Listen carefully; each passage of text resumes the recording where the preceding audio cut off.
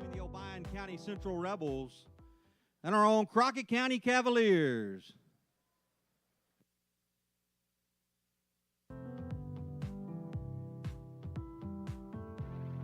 As tonight is our homecoming festivities, at this time we'd like to start by introducing our homecoming royalty for this 2023 football season.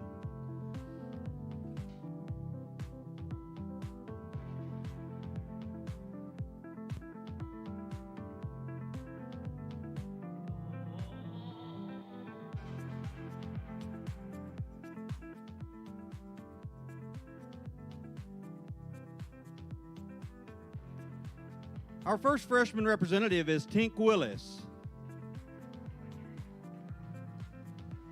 She is being escorted by her mom, Sierra Willis. Tink loves playing softball and basketball and enjoys shopping. Her favorite teacher is Miss Henderson because she's always so helpful, easy to talk to, and makes class fun. Freshman representative Tink Willis.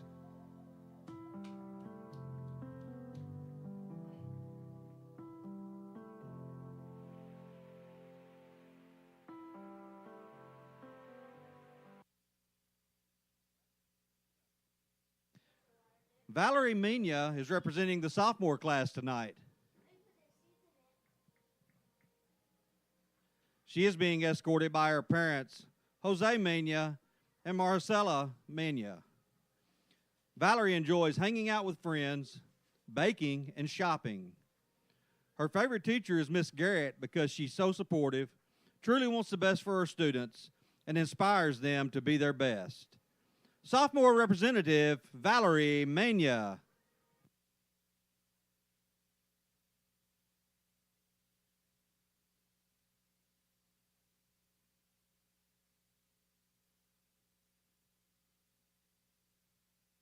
Our junior representative is Nora Kate Nichols.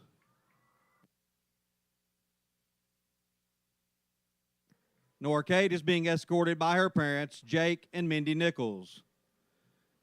She loves playing with her dogs, hiking, and hanging out with her family. Her favorite teacher is Miss Garrett because she is one of the nicest teachers.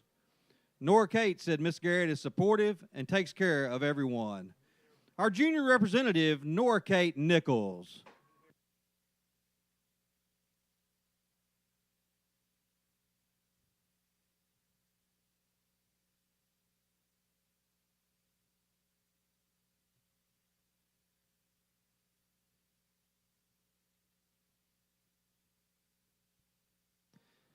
We have three senior class representatives. First off, we have McLaren Colston. She is being escorted by her parents, Chris and Julie Colston. McLaren loves to spend time with her family and friends, camping and growing plants. When asked who her favorite teacher was, she responded with, "I have too many that I love. I cannot just pick one." McLaren plans to go to Union University and major in nursing after graduation. Senior Representative McLaren Colston.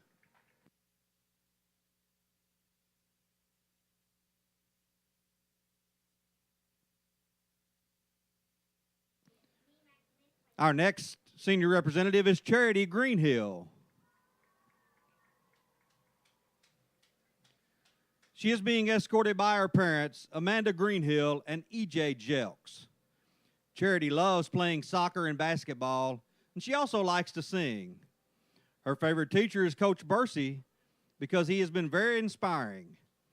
Charity said, "I never know when he is having a bad day, and this reminds me to always keep going."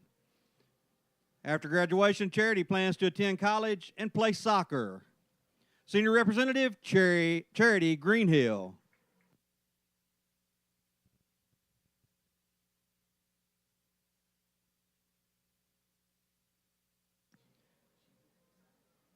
Next, we have Chloe Kale.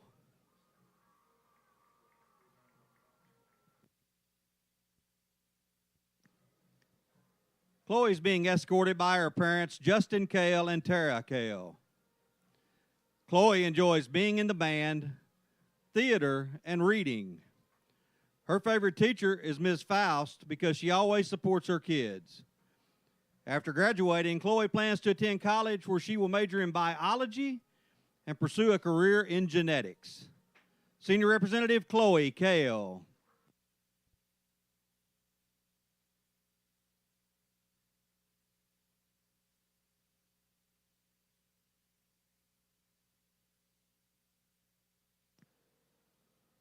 We'd like to thank all these young ladies for representing Crockett County in this year's homecoming. One of our senior representatives will now be named Queen for the 2023 football homecoming. And your Queen for this year is Charity Greenhill.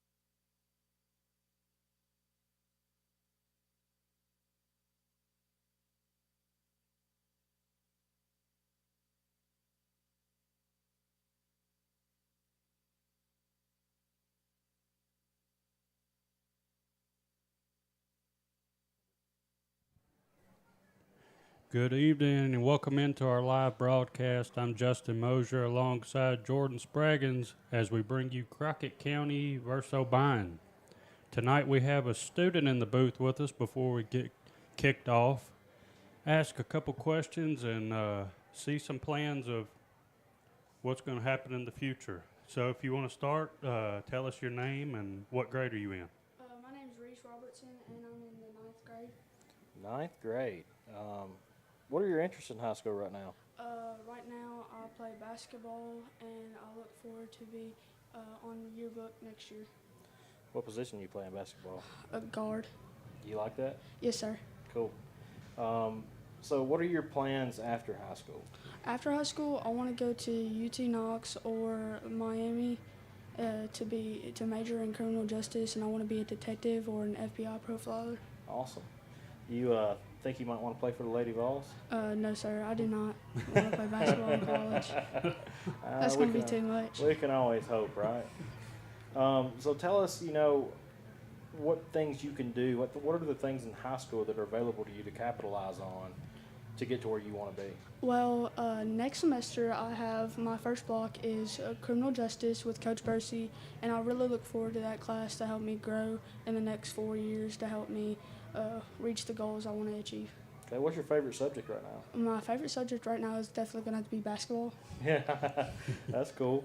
And there's nothing wrong with that at all. Have you been following the football season this year? Yes, sir. I've been to every home game and one away game. We've done really good other than that one loss at home the other night, but I really want to see us win tonight. What do you think we need to do tonight to win? Score? Score. Score. That's right. We got to Play score football. a lot, right? No, just play football. Yeah. I mean, you're a basketball player. You know kind of what it takes to win. You understand that. How long have you been playing basketball? Ever since I was little, my brothers played basketball, and I just kind of grew up around it, just like football. My brothers played football. I've been around it. Yeah. So you understand what the importance of mindset, the importance of being physical, being aggressive, and good sportsmanship too. I feel like the boys out here just need to have drive and be competitive, and just however bad it gets or however good it gets, play to your best ability. Even if they're a horrible team, you need to play to your best. If it's a great team, you need to play extra good. You might be a coach one day. Absolutely. I know you may want to be an FBI profiler, but you might be a pretty good coach. Well, just wherever the Lord takes me. Amen That's to right. that. Well, we're so glad you joined us tonight. Thank you for your work here tonight. For the homecoming festivities, Superintendent Pratt was bragging on you and the work you've done tonight. We're very proud of you. Looking forward to talking to you again. Yes, sir, of course. Thank you. Yes, sir.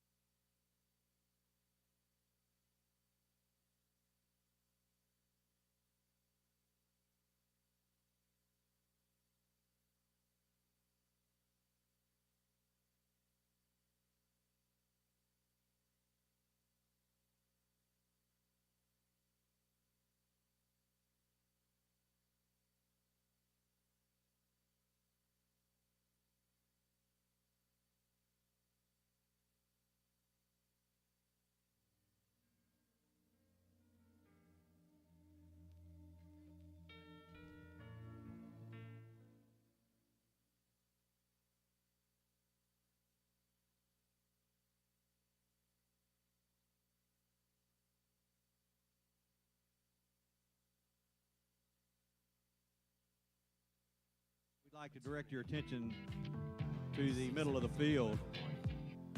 Tonight, on behalf of the Crockett County School Board, administration, teachers, staff, students, and our great Crockett County community, we'd like to thank Pictsweet for their commitment to supporting our school and its students. Pictsweet has invested time and money into providing remarkable opportunities for our students who represent the next generation. These students are our future leaders, the next generation workforce, and one day will be parents. Your partnership has allowed new programs of study and pathways to college and career opportunities for our students. Because of these contributions, we can give students the access to experience cutting-edge technology to learn skills needed in future career and technical endeavors. We applaud the Crockett County alumni standing on the field who are currently employed at Pictsweet and are still members of our community. Will you join me in thanking these for being on the field tonight?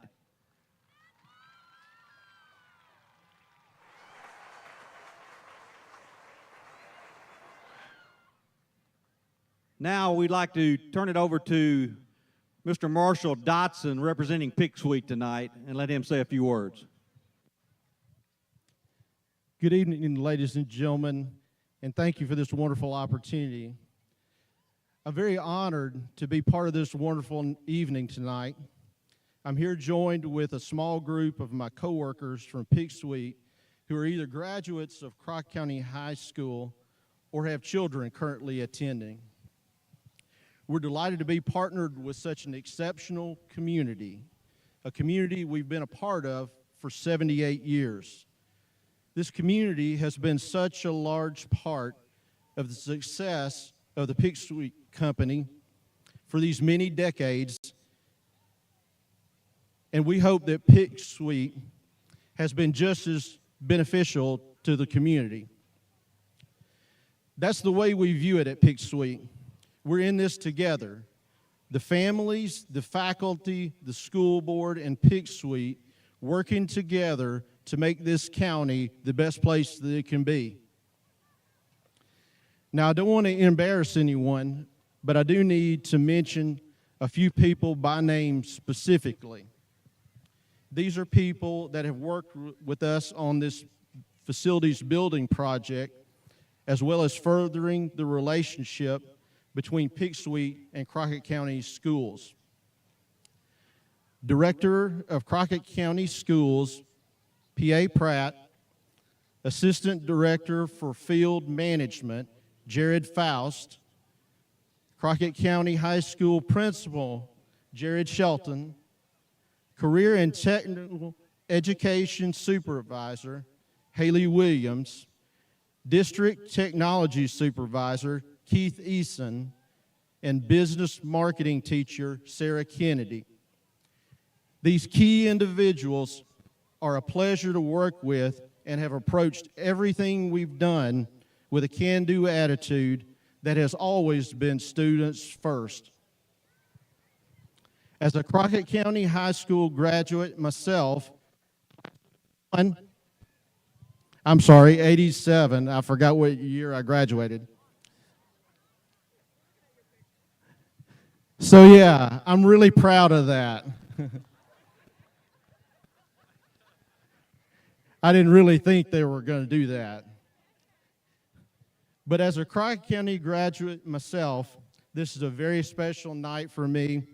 And let me just close by saying, go Cavaliers.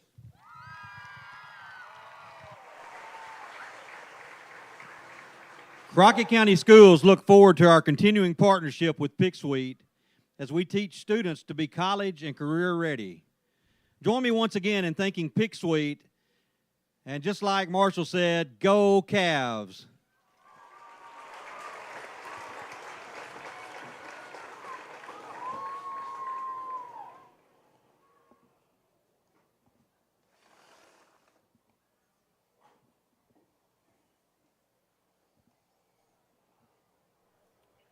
Well, Justin, that's a pretty cool event going on down there.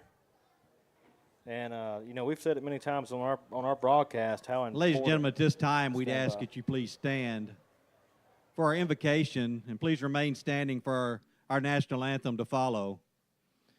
Our invocation tonight is being given by Crockett County junior and baseball player Garrett Rawson.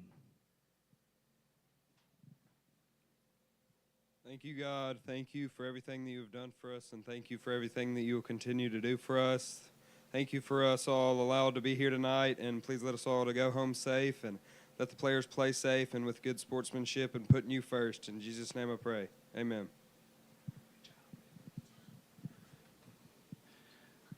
At this time, we'd ask that you direct your attention towards the flag, and gentlemen, remove your hats as the Crockett County Cavalier Marching Band performs our national anthem.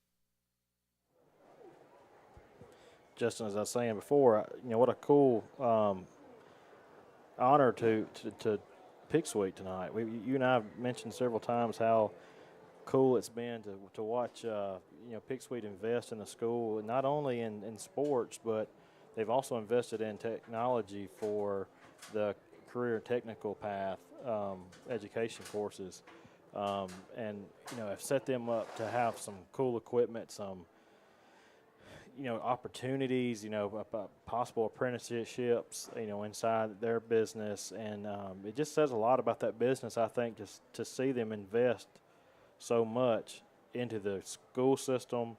And I go back, I was a chamber director here in Crockett County for a little while, and it was very, very easy for me to just pick up the phone, call a Pictsweet representative, and if I needed something, they were on the spot. They never told me no. They never, if it was good for the community, it was good for them. That was kind of their motto. Just really cool to see, a company like that, it said, I think they said 78 years in this community, and to just continue to invest and, help our community grow. And, it's just, God's blessed us with Pictsweet being in our community. What a anchor they've been in our community. A strong business that has employed numerous upon numerous upon numerous of Crockett County graduates, and you look out there right now, and we can start naming them that we went to high school, and they're good jobs. Right. They're good jobs, they're stable jobs, and now you see the output that they're pouring back into our community, into the field, into the facilities here. And like you said, if we need something, there's never a, no, we're not going to do that, or we'll talk about it later. It's, what do you need? I'll get it to you right now. Right now, Craig Cochran kind of surprised former Cavalier football player Jarvis Perry. They threw him a football on the field and then announced the famous, just the iconic call of Jarvis Perry on the carry that we heard so many times back in his day of playing football here at Crockett County. That's really cool. Jarvis is not one for attention. He was grinning pretty big. He threw that football right back at Coach Shelton. What a cool way to, just honor people. But, you were talking about, jobs and, employing our citizens. But, we can go a little bit further on that, and you think about people that wouldn't be in our community had it not been for Pictsweet. You know, they decided to come work here. They decided to set roots here. They decided to send their kids to school here. And, you know, without that industry existent right here in Crockett County, our population may be different. You know, 100% agree. and, you know, population is what helps the community thrive. You know, jobs are what helps the community thrive, and they're offering those. And like you said a while ago, you're talking about good paying jobs. You're talking about competitive pay. You're talking about chances to advance. I know many people that started there, I mean, right out of high school, and now they've advanced into supervision jobs. Matthew Spraggins, you take him, you know, he is now plant manager in Bells. He's a former Crockett County student, former Cavalier football player. You know, my cousin, my first cousin, I couldn't be prouder of him. Jarvis, he's a supervisor there. I saw Tyler Simmons down the field. You know, it just goes on, and these people that just, they've had a lot of investment, and it's just, I think that was really cool. And I say it every week, if you haven't seen the facilities, if you have not been to Cavalier Stadium and looked at the turf field, I urge you to do so. It's beautiful. Just, and all around it you see beautiful green grass. You go to our gym, you see things that they've done there. We got a great scoreboard where our athletics are going to be able to raise money with advertisements, you know, that you know, the people that are sponsoring those ads are going to get return on investment. You know, it's exposure to their business. It's not just, you know, I'm just giving you money to give you money. There's, you know, it's just, doors are being opened for Crockett County athletics, and without Pictsweet's investment and their generous, you know, good-heartedness, it wouldn't be possible. Your school system and a business like that going hand in hand. So if our school system can continue to feed them with quality workers and they have an opportunity to move up in a company like that, it's very beneficial for a community to have something like that. Amen. You know, and you and I talk about this, you know, personally all the time, is, you know, the future of Crockett County. Where are we going to be? Are we still going to be the same Crockett County in 100 years? And I think that, you know, of course we both want, you know, Crockett County to grow. We want our school system to grow. We want, you know, jobs, you know, to be out there. But I think one thing I do want to see in the future is to see Pictsweet here in 100 years. You know, just a company that comes from good values. You know, it's a family. A family started that business and has grown it to be what it is today. And, you know, the Tankersley family is an amazing family. They are some of the most good-hearted, down-to-earth, just Christian, good people that are always a delight when you see them in the public, and you get the opportunity to shake their hand, and just good people. We are under 6 minutes till game time. You know, we're coming off of a 2-loss streak. We lost to Huntington 2 weeks ago. We had a devastating loss to Dyer County last week, you know, and there's a little bit of outrage this week in the community, you know, over those last 2 plays. And I have to admit I was upset myself, but I go back to what Coach Ward said in the huddle on the field at the end of the game. He says, am I upset? Yeah. But I'm upset for y'all. But the bottom line is, we should have never been in the position for that situation to affect us in the way that it did. And you have to appreciate Coach Ward for having that attitude and teaching those kids. You know, we can complain about it, we can make excuses if we want to, but had we been in a different situation, it wouldn't have mattered. Yeah, when you look at that, you know, the validity of being outraged over those calls, you know, it's there. But you look back through the whole game and you say you can't look at those last plays. You can't blame it on those last plays, because if we would have done X, Y, Z, what we should have done, we would have won that ball game. And then there's a saying, never leave it up to the referees. You know, and there's so much truth to that. I think the boys learned a lot from that loss last week. It hurt I mean, I remember you and I sitting here watching it, and when he caught that, our county receiver caught that ball and took it in the end zone, we were just our mouths were wide open, and it hurt to lose that game. But, and you and I were talking before we went live about kind of seeing a little bit of fire tonight during warm-ups with our players. I hope they're resilient. I hope they bounce back. We're not out of the race for the region championship. We're not out of the race for the playoffs. And we have every reason to win this ball game tonight. Captains are being brought out onto the field. We're going to turn the sound over to Craig Cochran so he can announce those tonight.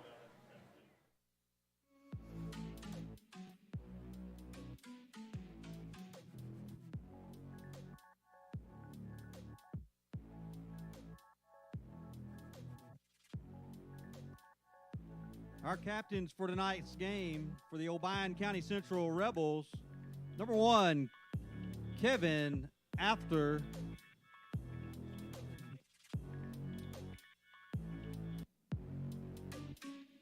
Number 11, Landon Cranford.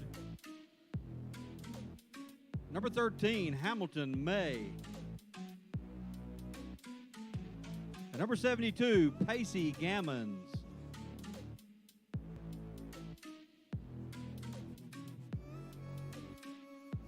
Captain's tonight for the Cavaliers. Number 7, Grant Carroll.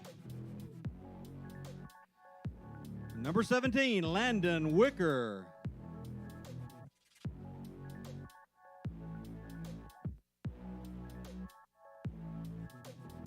Number 71, Joseph Gould. And number 74, Kevin Garduno.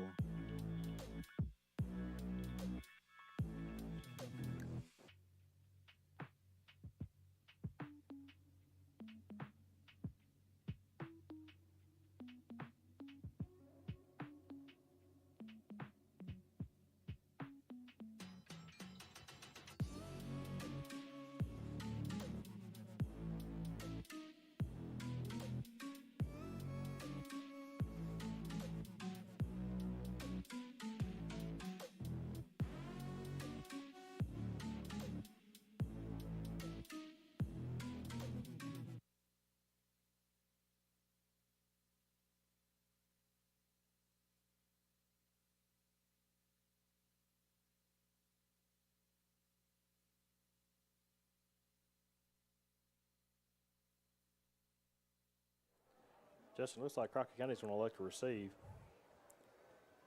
We're going to be joined here in just a few minutes by Marshall that was speaking here just a few minutes ago on the field from a representative of Pictsweet.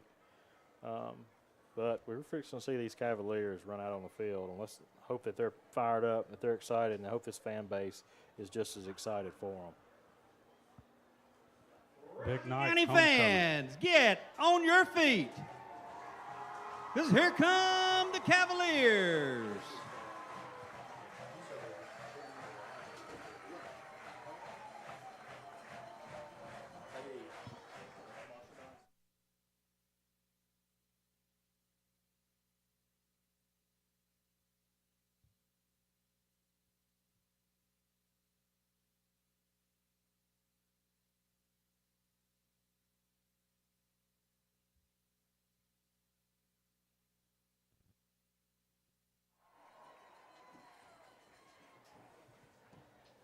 All right, we've got a Pictsweet representative up here with us in the booth, and what an awesome honor tonight to have y'all here after everything that y'all have done for Crockett County school system. Tell us, who you are, what you do for Pictsweet, and we'll go into a few other things. Yeah, my name is Marshall Dotson, and I work in human resources at the corporate office in Bells. And as you saw on the video board a minute ago, class of '87, I was in the first class that went all 4 years here at Crockett County High School. Wow, that's cool. So, yeah, this is a really, really special night. Well, Justin and I, we talk about every week just how awesome it is that Pictsweet has been a community partner with the school systems. And it's not just Crockett County school system. Y'all have done all 3 school systems at some point in time where y'all have partnered with them. And, how does that get started? How does that relationship work? Well, I got to tell you, a big part of it is people like P.A. Pratt, the director of schools here.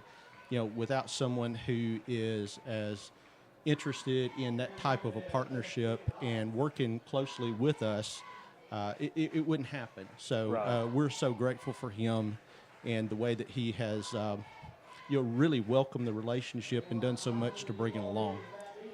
Yeah, I explained earlier, I was working at the Crockett County Chamber of Commerce as executive director for a couple of years. And anytime I called on Pictsweet for help, I got it. Every time I called, they were not hesitant to really just step up and do more than expected. So we want to, just tell you how valued Pictsweet is by the community. And we want to thank you for what you do as far as recruiting new families into the community, employing Crockett County folks and giving them the chance to excel and, climb the ladder. I was just telling him about first cousin Matthew Spraggins. He's had the chance to excel in Pictsweet, and it's really cool to see that. Yeah, I know Matt really well. Our offices used to be, kind of adjacent to each other, and so I got to spend a good bit of time with him. Think the world of him. He is a superstar for sure. But, when I think about that, I think about, myself being at least a third-generation Pictsweet employee. I've actually got a picture of my grandmother back in the 1950s standing on the line packing greens. Wow. My dad, I've got uncles that have worked for the company, and so for me to be, in this type of opportunity, at times it's surreal, Yeah. And so to work for a company that is so community minded, in a community that I grew up in, it means a lot. Well, too, I explained a little bit earlier just what great people the Tankersley family are. And, not everybody's had the opportunity to meet them in public, but to be so down to earth, good, Christian people that are always willing to just do whatever's needed. Sure. And, that really is I guess, the big takeaway from our perspective tonight is that, this is about the community. It's about the school. It's about everything that makes Pictsweet what it is. That's awesome. Coach Pratt, you got something you want to say? Yeah, the thing that I work with a lot of companies, and we work with a lot of companies over the year, and the thing that I want to portray is it's not been about Pictsweet, Marshall. It's not been about Crockett County school system. Marshall has embraced it's about the kids. And to me, when you put aside personal gain and you look at what's best for the kids, I mean, we're not only working on the athletic facilities, but Marshall has, we've added food science into our curriculum. We've got our CTE courses, which Marshall and them are volunteering to help us with. And it's not just about us two working together. It's what we're working to help the kids progress in their quality of life and what they want to achieve in life. So over the last, I think, Marshall, we've been working for probably 14, 15 months together. I think it's great to work with somebody who has like values and work ethic and doing it for the right reasons. And after these 15, 16 years, I consider Marshall a friend. And it's not just a business relationship, it's a friendship. So I do appreciate what they've done for our program and our school.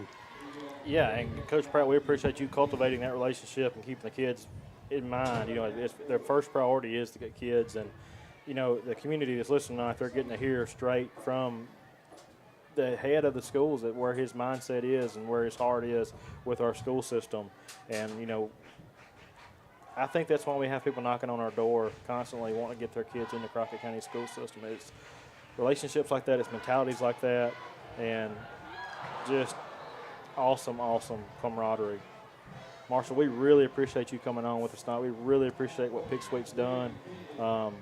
We'd love to have you on again, talk some more about it, you know, and some pregame stuff like that. If anytime you're interested, please join us. If you want to send somebody from Pictsweet, you know, the representative, please do that.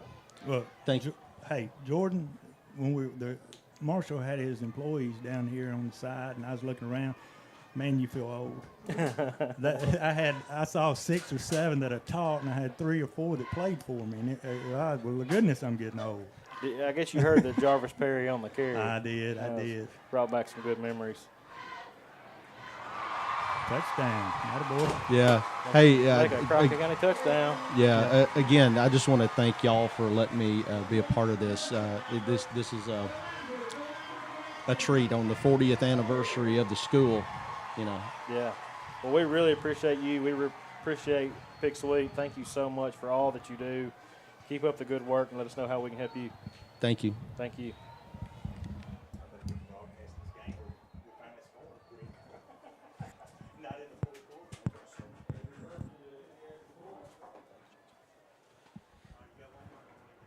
People, we appreciate your patience as we show our appreciation to Pictsweet. We have a Cavalier touchdown already.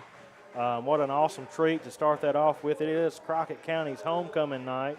And, what a great first drive by Crockett County to come out and, move that ball quickly down the field. And, we're seeing some athletes out there. They're swapping up, who's getting the call. They're swapping that up a lot as we see. Justin, that's a good sign for tonight. They're fired up, I think. We said it before the game. You could tell in the pregame warm-up. The pregame warm-up was louder. The pregame warm-up had more fire. The pregame warm-up was the team of the 4-0 start. And we just started off hot right there, so hopefully we can keep going. One thing I noticed at the end of the game last week is I was on the field, and I like to go around and tell the players a good game, of course, but sometimes people forget to tell the coaches a good game. And just seeing the look in their eyes, the disappointment that they had in themselves, they weren't blaming it on the kids. They were taking that loss personal and taking ownership of it. And one coach in particular said, nobody's to blame but us, and we've got to fix it, and we're going to fix it. There you see Obion take the ball and return it for a really good gain there as they cross into Crockett County territory. It'll be Obion 1st and 10. So I would imagine, this week has been full of coaches digging in, digging deep to show those kids the attitude that they need. Justin, we've got a injured Obion Central player. Let's hope it's a cramp, something like that. We never want to see an athlete suffer an injury. One thing I did notice is that Landon Wicker's dressed out tonight. While he was the captains were on the field, he was one of them. It's good to see him dressed out again and having the opportunity to, I hope, compete.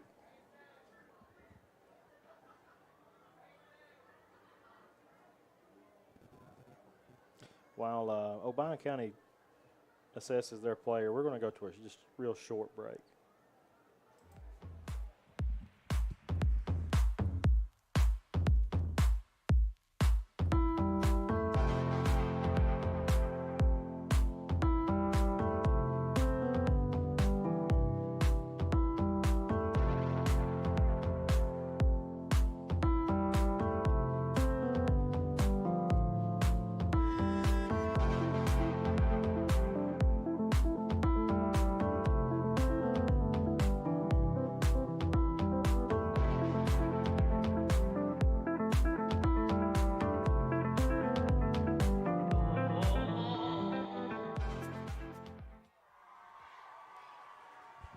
And we're back with Obion lined up.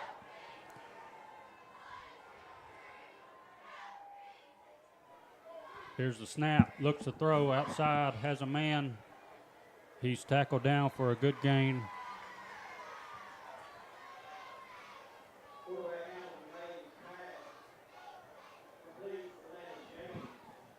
We've been told before the game, some of the coaches and stuff said that they have a very athletic quarterback that can run very well in between the tackles.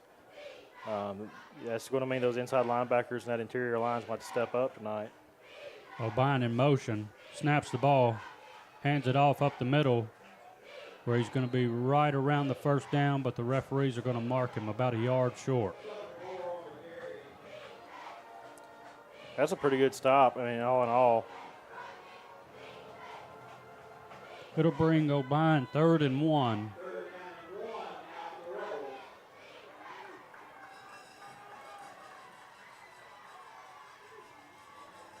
Obion in motion, snaps the ball, handoff. He's going to get hit right at the line, and he keeps driving his feet for an Obion first down.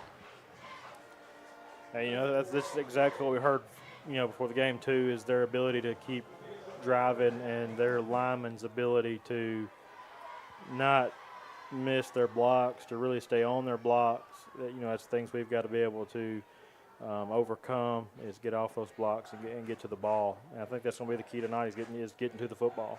Absolutely. So here we go, Obion 1st and 10 on the Crockett County 37.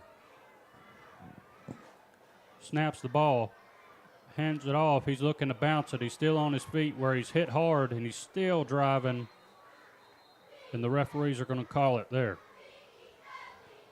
They are running the ball hard, Justin.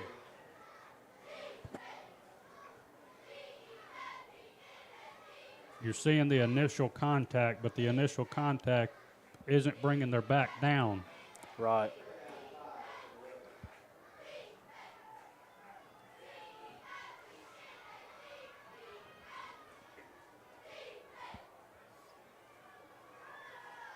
Obion snaps, looks to throw, throws it outside where he's met by Antoine Hobson, and a great tackle by the young man. Yeah, great tackle behind the line of scrimmage. We want to remind everybody that our broadcast tonight is being brought to you by Mosier Family Fitness, Foundation Bank, Grit, Lawn, Garden, Dirt, LLC, as well as Pictsweet.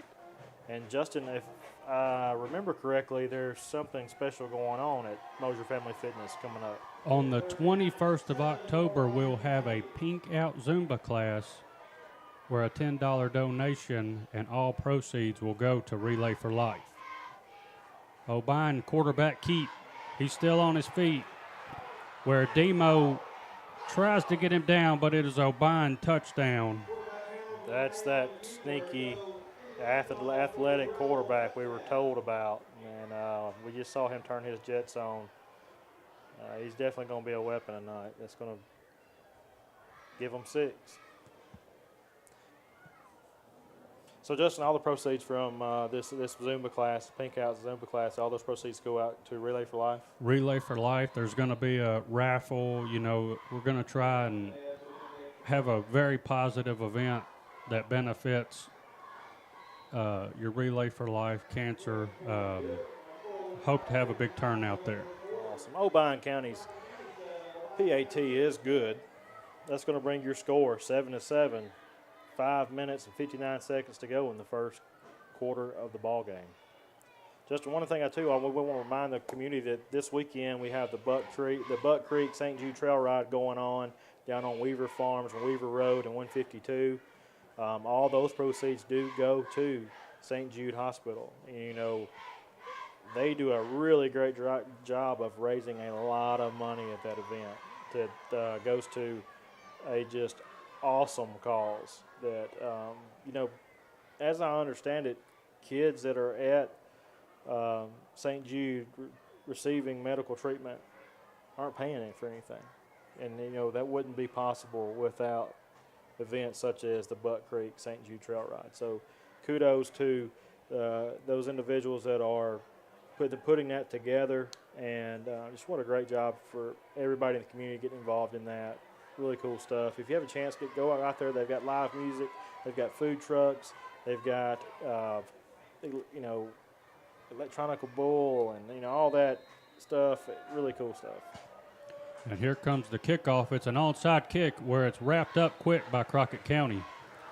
What that was. I haven't seen that since Jeremy Pruitt was at Tennessee. That's gutsy. It's gutsy. He tried that one time in the first quarter. You don't see that very often. I'm glad that Crockett County saw it, and Lambert was able to get on it. Crockett County taking over with great field position. 1st and 10 from the 50-yard line. Grayson Lambert lined up with Deuce Greenhill. Sends Demo Pickens in motion. Keeper up the middle, still on his feet. Very good gain on 1st down by Grayson Lambert.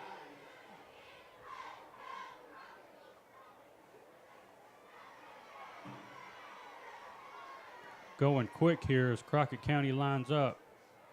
Snaps the ball. Greenhill receives it, still on his feet, still driving.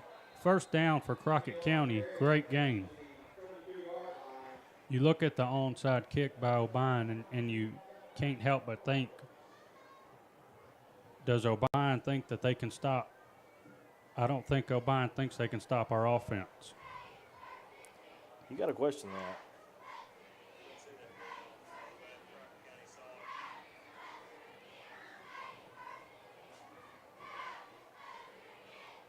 Grayson Lambert ready for the snap. Sends Demo in motion. Keeps it again. He's up the middle, still on his feet, tripped up, and he had a lot of running room right there.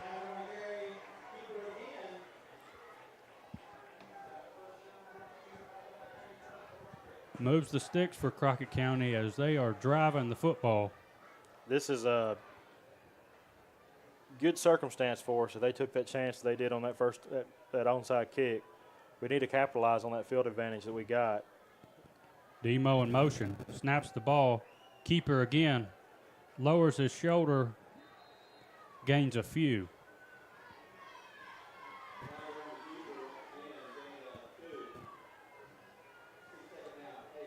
First quarter clicking away on us. Your time's going to be inside 5 minutes. Cavaliers 2nd down with 8 yards to go. Crockett County set. Another motion from Demo. And he keeps it again. Grayson Lambert, keeper, another good gain. Yeah, he. If you noticed on that play there, he waited a little while before he made the decision to pull it. As that hole slowly opened up, I think that was a good decision made by Lambert to go on and get those few yards that were available. Had he went on and handed the ball off, I don't know if it would have been there. And this shows Lambert's not scared to run the ball. He's not scared to take a hit. He's taken many hits this season and gotten right back up, and I'm talking about some big hits. 3rd and short for Crockett County.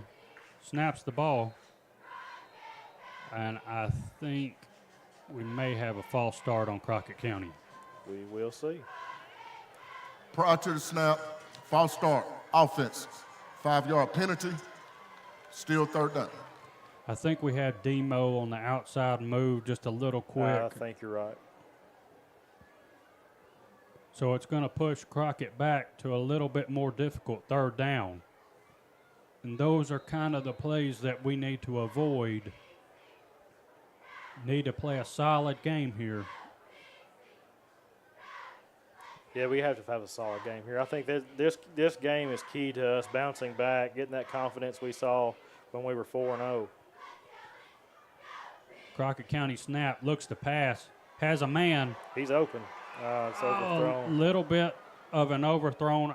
I honestly would have liked to seen Deuce continue to run under the ball. Rather than turning around on that, I think if he would have ran under the ball, stretched that route out a little bit, that would have been a touchdown pass. Good ball, I think, by Lambert.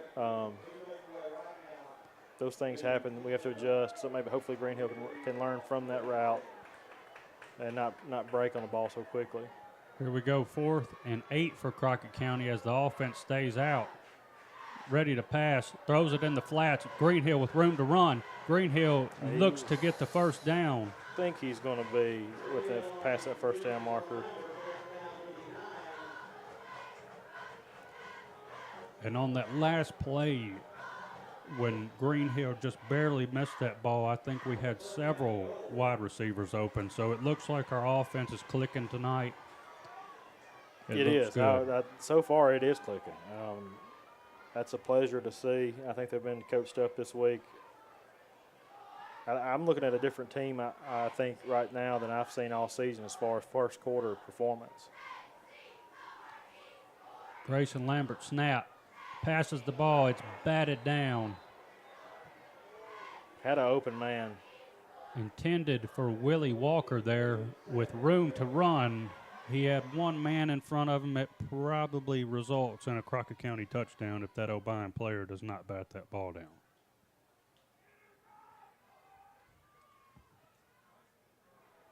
Willie Walker continues just to impress. Just his ability to get open, his speed, physicality. Snaps the ball. Hands off Greenhill. Greenhill looking for room.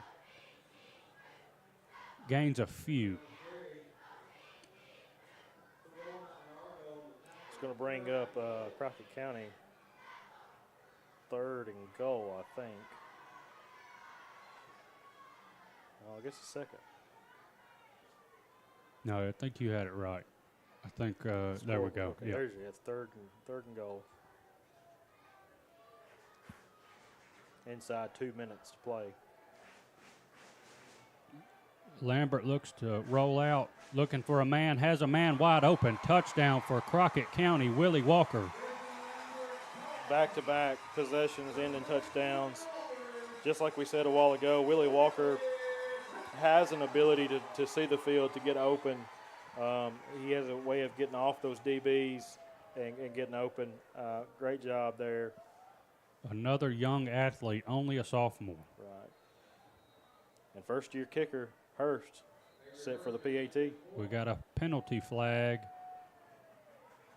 See what's going on here.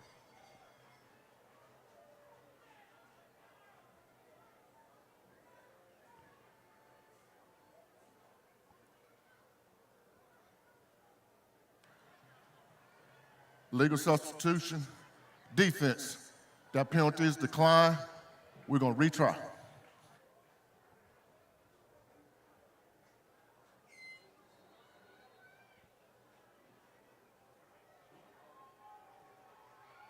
Snap, hold, kick. And that puts your score. Crockett County 14, Obion 7 as Crockett County's offense is rolling. There's going to be some stats that are pretty impressive tonight if it continues with this type of offensive performance. On the flip side, you got to look at Obion and what they're doing offensively.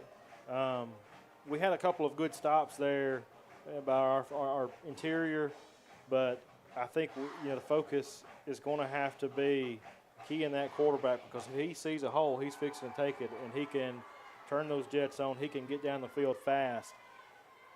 That's going to probably be our defensive struggle for the night so far as we've seen it. We've had some tackles, some hits right at the line. I'd like to see us wrap up a little bit better, get that running back down as we've had those hits, and that running back continues to move his feet and keep that play alive. I'd like to see a little bit more tackling from a host of Cavaliers after that initial contact. And here we go as Hurst is set to kick it off.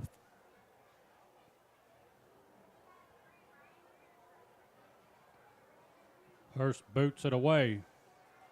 Obion with room to run. He muffs it. Looks to pick it up. Demo right on him. Breaks a tackle. Still on his feet. Tackles.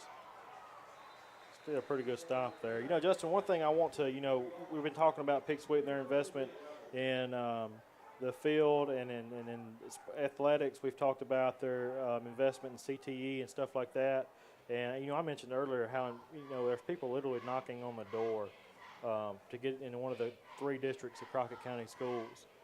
And that can't go without mentioning how invaluable our teachers are and the great job that they do.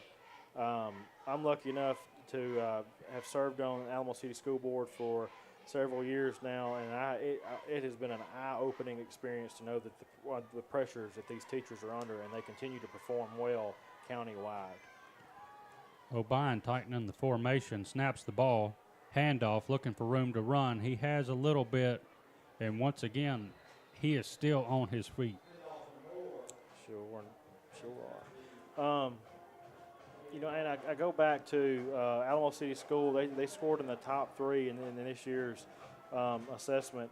That was so important that everybody was so worried about. You know, and that's just a little low Alamo. You know, and we're competing with some big schools to get that. And then you got the county schools and Bell School that both, you know, have scored exemplary titles as school districts in the past. And it all goes back to your front line, those in the classroom teachers. Obion snap, handoff, looking for room to run. He's met and tackled short of the first down. Small gain there.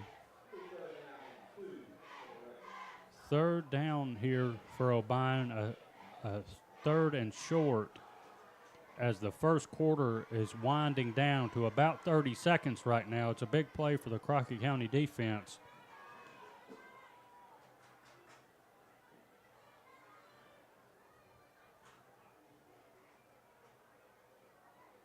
Play clock running. Here's the snap, looks to throw, has a man, and he is hit and tackled. I think there was a little bit of, here comes a flag on the play. Appears to be in the backfield.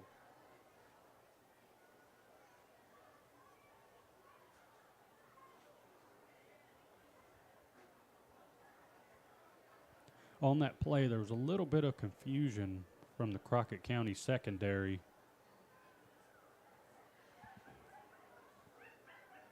Yeah, I don't know what the penalty is going to be. We'll wait and hear what Whitecap has to say.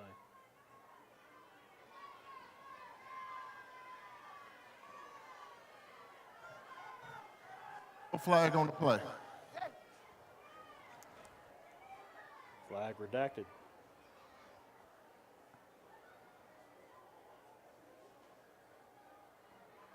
So Obion moves the chains.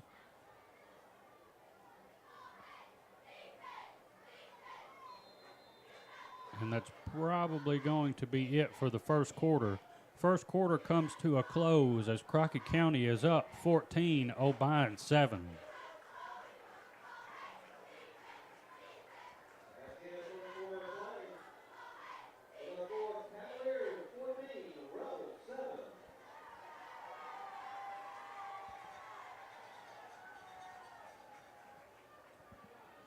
It's nice to see Crockett County in the lead at the end of the first quarter. 2 possessions so far, both ended with touchdowns. Awesome to see. Looks like we have another event going on down here on the field. Your attention to the 20-yard line. And at this time, we're pleased to honor our very first football cheerleaders in high school history here at Crockett County High School.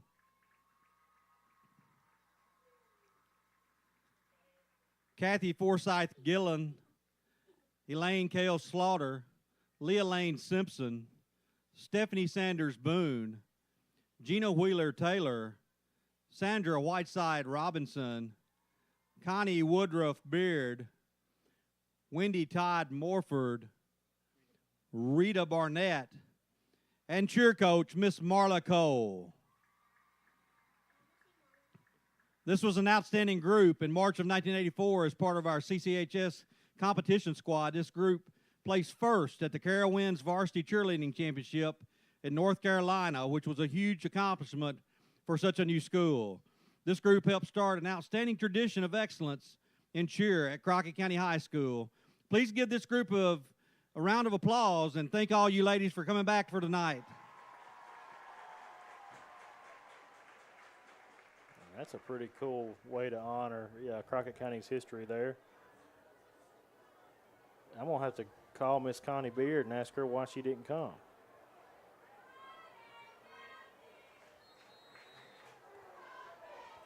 Here we go. Obion comes back out. 1st and 10 on the 42-yard line. Here's the snap. Handoff. And he is met by a host of Cavaliers and finally get to take him to the ground. And Justin, I want to bring attention to Carson Pruitt on that. Last week, he wasn't so sure that he didn't have a broken arm at the end of the game. Missed a lot of practice this week. several X-rays being done. He was in a sling most of the week, and you can see his arms wrapped up tonight, and his ability to be physical has not stopped, and we've seen that all season. He's a very physical, strong athlete, and I'm glad to see him on the field that he didn't miss a week. Here we go. Obion, 2nd and 10. Snaps the ball. Looks to pass. Throws it outside where he's met quick by Antoine Hobson with a big hit. A great play by Antoine there. Justin, I'm going to say it again. This looks like a different team than we've seen in the last couple of weeks. We have not had this type of excitement, this type of just explosiveness in the first half yet, I don't think. I don't know what's different tonight, but they are really on the ball tonight.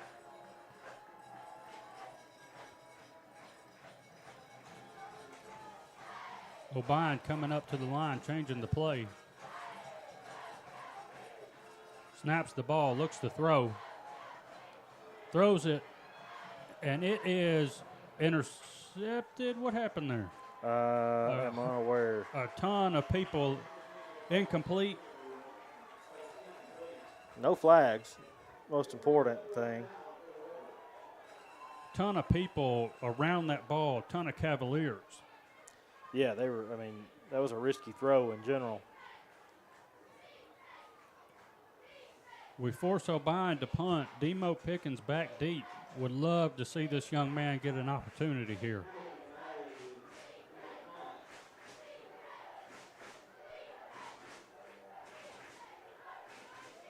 Snaps the ball. A little bit of a rugby style as Demo lets it bounce. And it will be Crockett County ball on the 25-yard line. Great defensive stand by the Cavaliers. That was a really great defensive series. Crockett County gets the ball back. If they can score on 3 consecutive drives, that's really going to push momentum Crockett County's way. I think there's been great play calling tonight. I think there's been, the consecutive big plays too. We've seen one after the other, and that's big. I think that shows that these guys are executing the game plan tonight.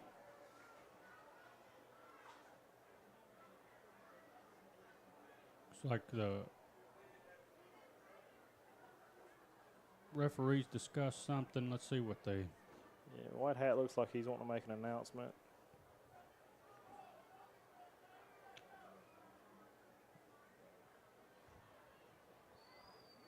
Nothing comes of it. Ready for play.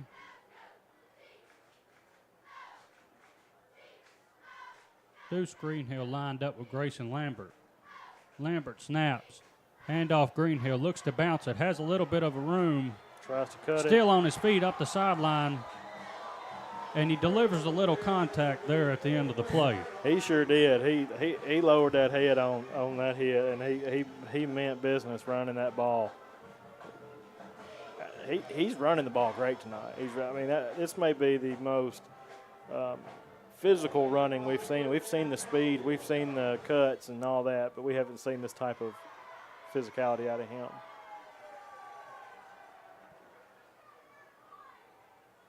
Grayson Lambert snaps the ball. Keeper has room, and a good gain for Grayson Lambert.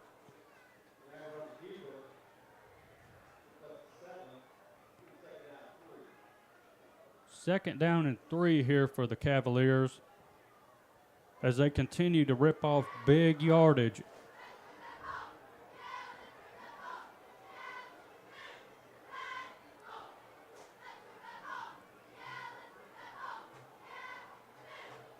Lambert snap. Handoff Greenhill. Greenhill looking for room to run. Still on his feet. Oh, man. He tried all he could to keep that play alive. Athletic individual. No argument can be made about that. And he's determined tonight. He's pushing hard. So it sets the Cavaliers back to 3rd and 7. Still in their own territory from the 44-yard line.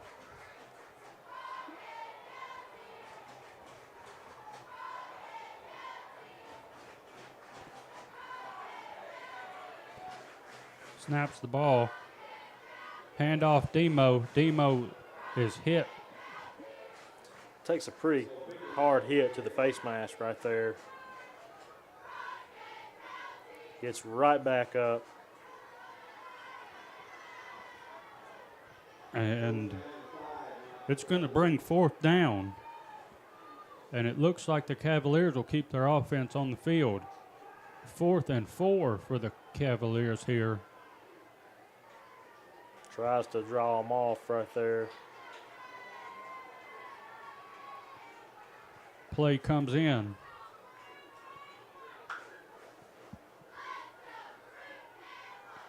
Once again, tries to draw them. We're going to call a timeout here.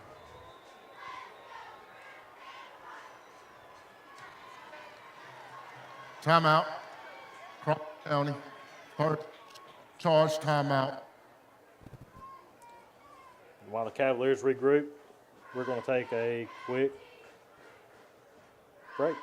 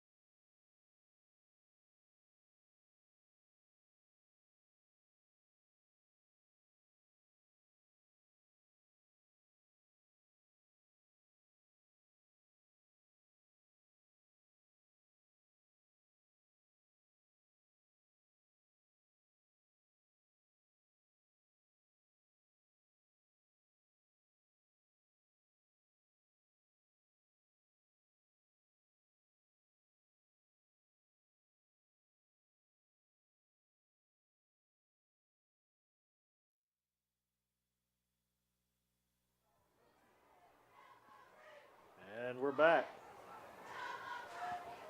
Cavaliers take their offense off the field and elect to send out the punting unit.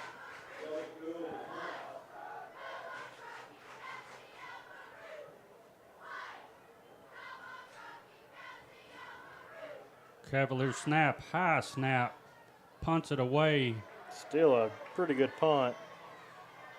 Crockett County bounce. He looks to pick it up and make a move, and he does, but he's wrapped up quick.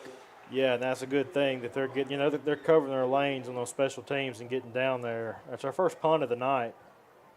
And great job by getting down there to that very athletic number 1.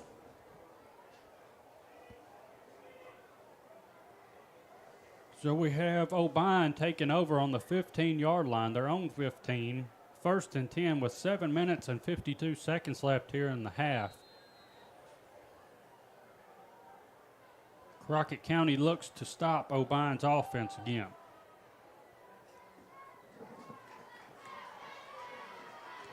Snaps the ball, looks to keep it. Up the side, we got a penalty flag. Got a flag and More than likely holding there. I think that's going to be accurate. Whitecap actually called that penalty.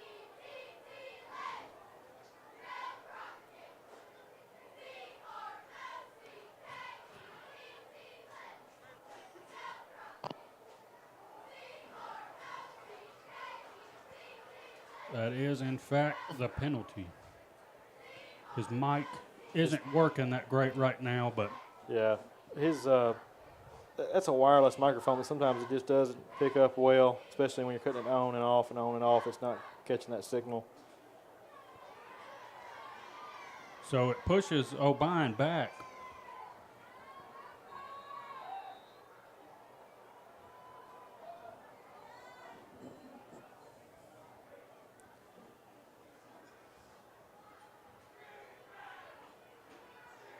Snaps the ball, rolls out right, looks to run it, has some room, and hit hard, slung down to the ground. Again, that was a really fast running back there. But the Cavaliers managed to make that tackle hold on. By the end of the first contact, several Cavaliers were on him. They're really moving to that football, and that is defense one-on-one. move to the football, and they're doing that really, really well tonight. 2nd and 10 for Obion. Snaps the ball, looks to pass, passes it outside where he's hit. Still manages to make a decent gain. That's going to bring up 3rd down. Hopefully we can stop them here. Our defense needs to make a defensive stand. And Crockett County is getting loud out there.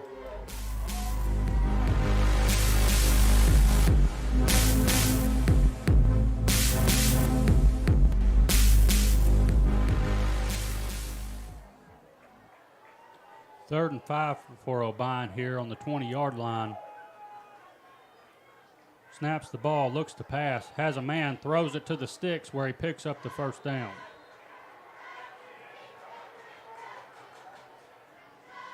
I think one of the Obion Central coaches took a hit over there on the sideline that time.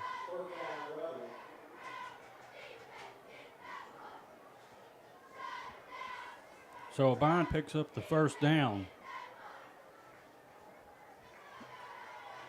1st and 10 on their own 28-yard line as the clock is around 6 minutes, 15 seconds.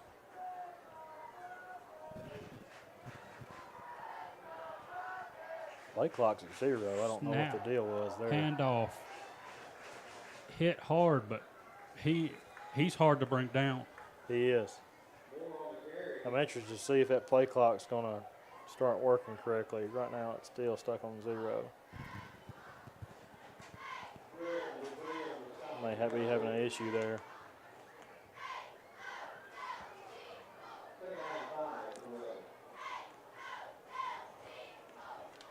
You know, one thing I'm noticing about Obion County tonight is they're not real fast to get that snap off. They're taking their time. They're burning up clock. Obion in motion. Snaps the ball, throws it out to him. Fumble. On the ground. Looks like still on the ground. We might have Let's see what happens here. We might have a Cavalier recovery. Cavaliers signaling they have the ball. Crockett There's County a fumble football. on the play, recovered by the Cavaliers. That is a great, great turn of events there. Turnovers are so key in a ball game.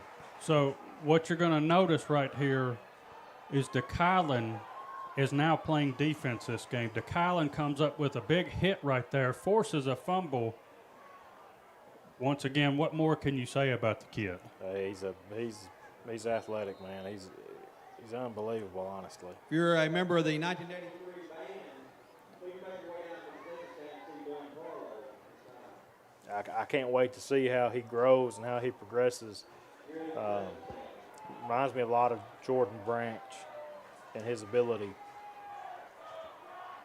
Lambert snap, looks to pass, throws it up. Greenhill with it. Ooh. A little bit of a bobble. Justin, if you'll see, Lambert had contact against him when he made that throw and still made a really good throw. Great throw. This Cavalier offense is really on it tonight.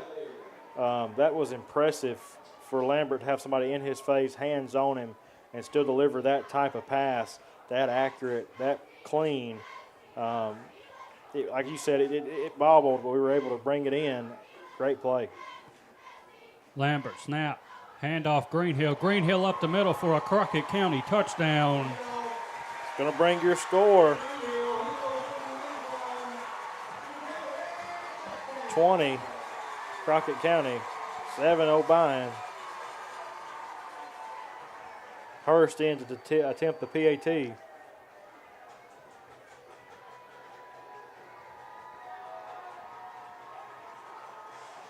Greenhill basically walked in the end zone there. Absolutely. Nobody around him. Snap, hold, kick is up. And it is no good. Hurst, first-year kicker, I think that's the second PAT he's missed for the season. His last miss, we had, fortunately, before that miss, we had gotten a 2-point conversion, so we were able to maintain a spread. But I hope that don't come back to bite us. Right. Coach Austin Taylor, former Cavalier himself, down there coaching up special teams. along with Clark Scott, former Cavalier football player as well. So you're going to see Austin Taylor pace that sideline all night, trying to get these kids pumped up, trying to get them fired up. He brings a lot of energy to that sideline. Well, you know, Austin was just a natural leader in his day of sports. He was very athletic, very good at what he did, and knew how to rally people around him. And that's absolutely, you know, translating over to his role now as an assistant coach on the Cavalier football staff. Hurst lines up for the kickoff.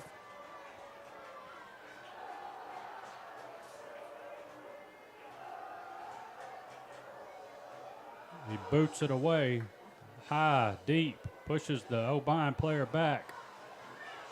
Cavaliers on him. Let's see if they can bring him down.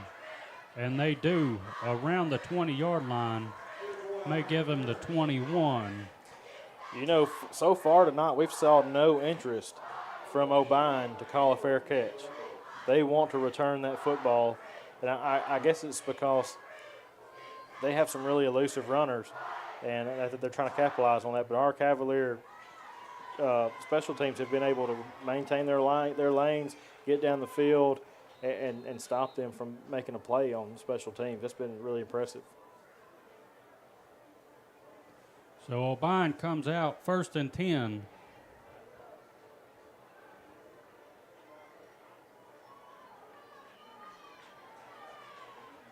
Snaps the ball. Quarterback looks to run to the right side, has some blockers, still on his feet, hit hard, and brought down for a decent gain.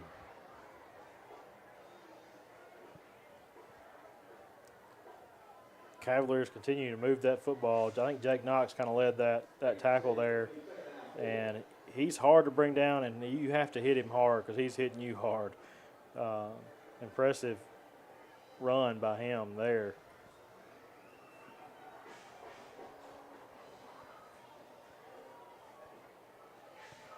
Second and 4 for Obion.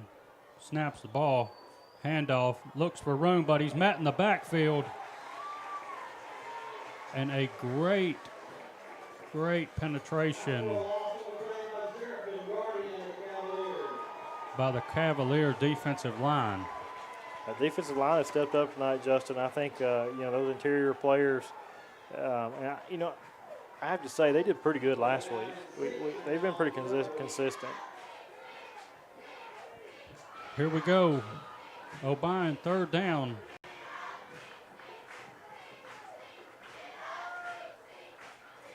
Snaps the ball, looks to pass, throws it. We're going to have multiple flags on the play. I think they're going to call a pass interference on us over there on that edge. On the far side, we're going to have defensive pass interference. Let's see what this sideline threw a flag.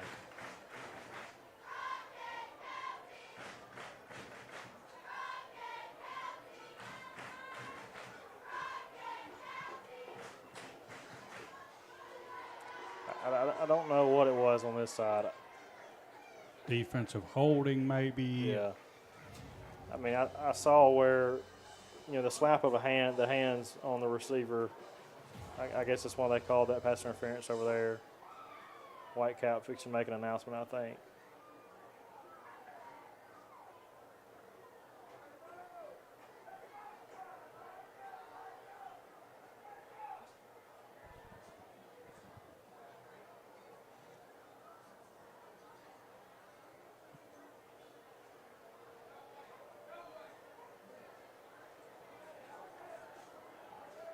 Penalties. So penalties are going to offset their. Cavaliers lucked up on that one. 3rd and 6 for Obion County. Inside 4 minutes left to play in the half. We really need to have a stop here. We don't need to let them convert this 3rd down. If we can get a stop here, we have a good chance of going into the halftime with a pretty good spread.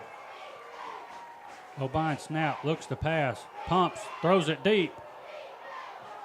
And it is going to be caught. That is a great catch. That was a great ball, a great catch. Obion County absolutely has some athletes on their side of the football that's able to make plays and, execute the scheme that they've been assigned tonight.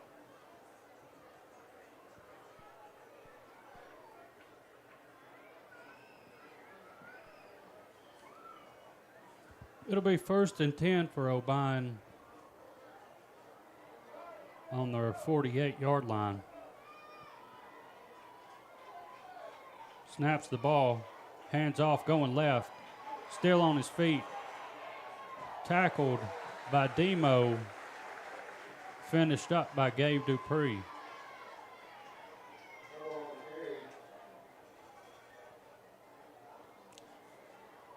They're starting to, Obion's getting pretty consistent in attacking the edges.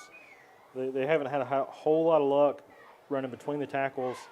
The quarterback has had some luck, but their most impressive plays have been on the edge.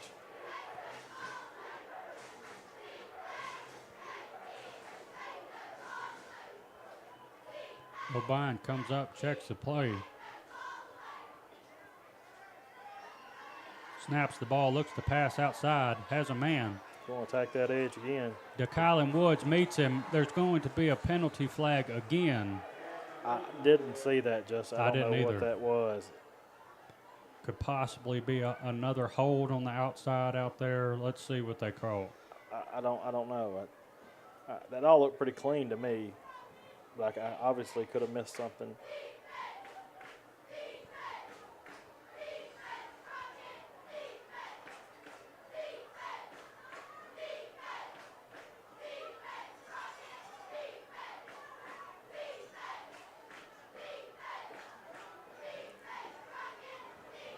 Here we go.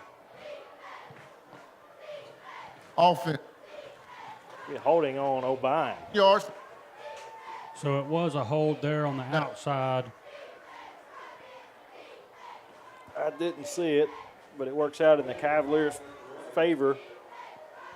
You look at the area that it's thrown in, you see a ton of Cavaliers around the ball, and Antoine, I think, fights through a block, but he gets held there. Right.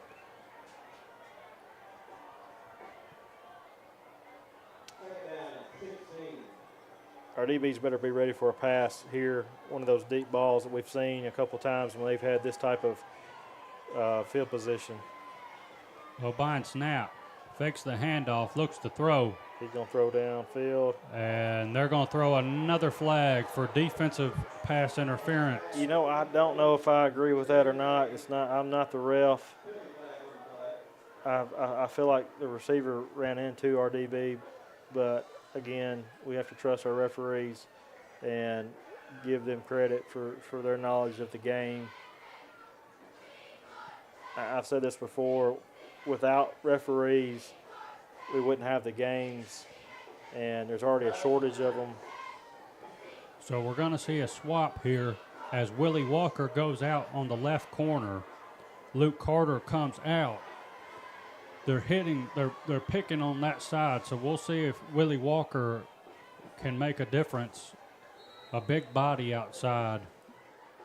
Yeah, if he can just get a push on that outside receiver and mess up the rhythm, that's probably what we're attempting there.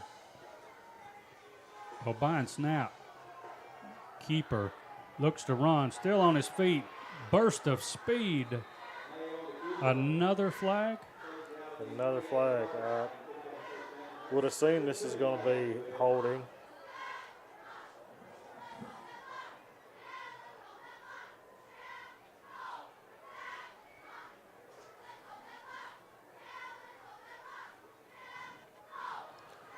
Holding. Offense. Take from the spot of the foul. Still second down. This game may look a little different, Justin, without those penalties being called on Obion. A few mental mistakes being made on their side, and from what I understand, that's abnormal for them so far this season. So we have a timeout, Obion, as Crockett County is up 20, Obion 7.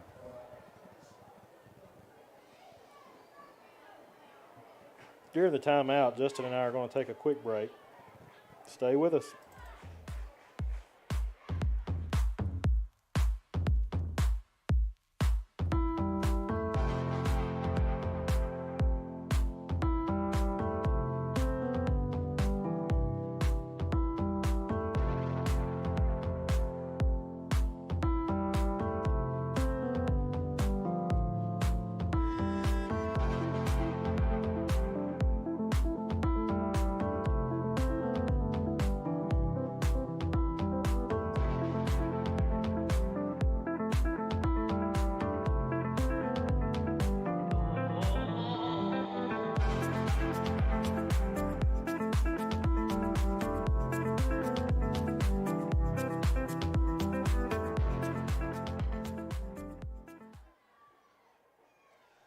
And we're back. Your score, Crockett County 20, Obion Central 7. 1 minute, 26 seconds to go in the second quarter. 2nd and 1 for Obion County.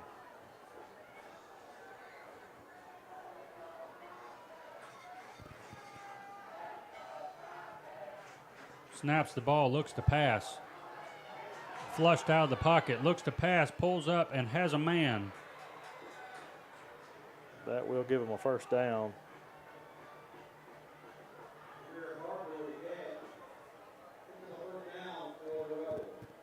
So you see their quarterback, he's constantly making plays. He's a very good athlete. Yeah, he is. He can pass, he can run.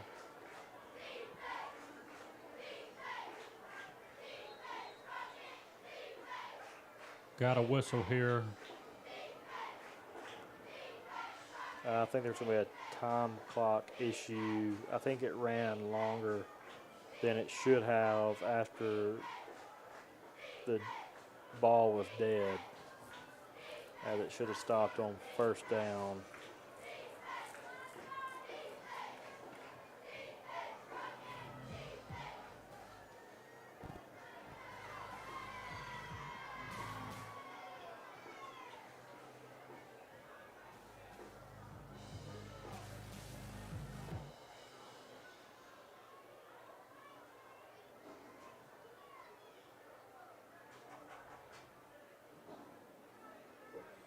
So in a game like this, you don't mind the other team eating up the clock up 2 scores.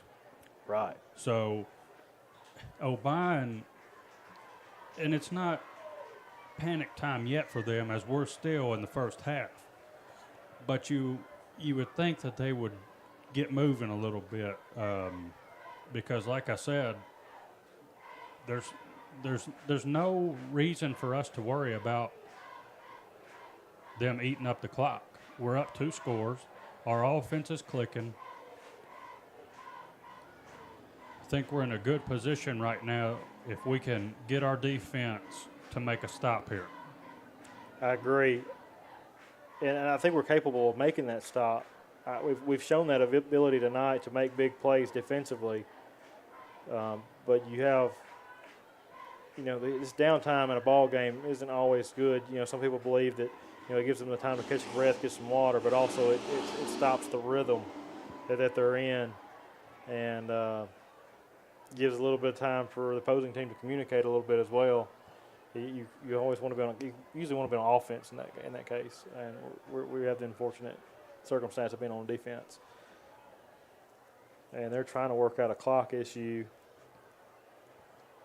We've had play clock issues pretty much the whole game. Now we're having game clock issues. Yeah, the play clock's been stuck at 0 for, most of the second quarter. And now we're having that game clock issue. I think it should have stopped around 1 minute and 20, if I remember correctly.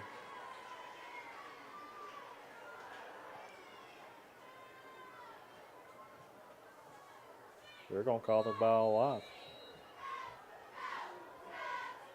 Clock running. Obion up to the snap, and we're going to have a false start. Yes, we are. Again, a mental mistake that Obion is going to pay for at a pretty important point of the game. 5-yard penalty, still first down. So that's going to push Obion back a little bit. Still first down for Obion. Snaps the ball, rolls out to his right, passes, has a man open. Antoine wraps him up, and another penalty flag. Another flag on the field. Those flags, they're coming out pretty often. I did not see that one. I think there was a hold there offensively. I'm not going to hang my hat on it. I think that's what he was looking at there. We'll see. But they'll get a chance to replay the down.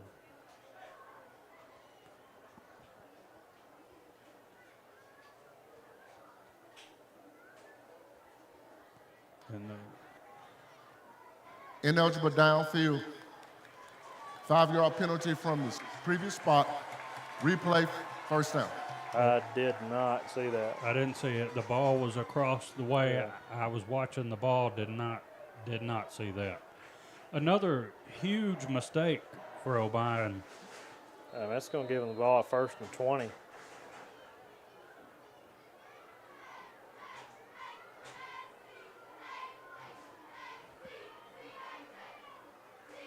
Obion snap, looks to pass, rolls out, throws it, has a man.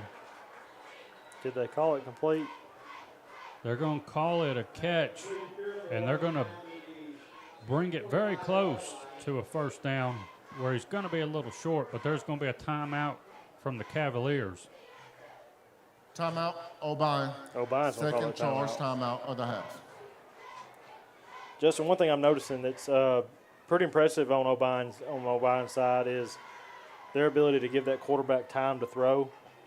He's got a pretty good pocket. However, a lot of times he's leaving that pocket. I don't know why he does that. He's typically going to complete the pass when he does, but he's lucky to have a big line in front of him that is blocking pretty well despite the penalties that they have against him. Seen a lot of our coaches going out there, so it made me think that maybe we called the timeout, but Obion stops the clock. You see them making those mistakes, and then they come back with a big chunk. And yeah, they've been able to overcome those mistakes just about every time and get back in good field advantage. They went from 1st and 20 now to 2nd and 1. 40 seconds to go in the first half, and this has been a pretty quick half of football. And if you take the flags away, this half would have been over a long time ago.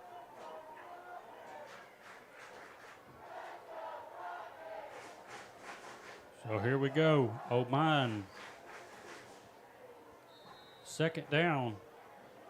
Short yard to go. Snaps the ball, looks to pass, throws it to the outside. Almost picked off by Willie Walker. Right through the Obion County receiver's hands into Willie Walker's. That would have been a great interception. Yeah, that would give us time just to run that clock out and get into halftime and regroup a little bit. Not that we have a whole lot to regroup on. We've played good football tonight.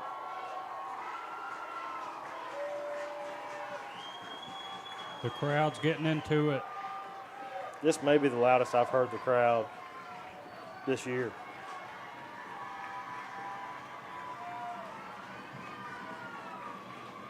Snaps the ball, looks to pass, has a man on the outside, hit And hard. Willie Walker makes that an incomplete pass. That is the adjustment that they made earlier. As you said, they were attacking that right side of the field. They put that big physical Willie Walker over there, and you see when he read that, he was watching the quarterback's eyes, knew where he's going with the ball, immediately breaks down on that receiver. Good timing, no pass interference, and knocks the ball away. 4th and 1 for Obion.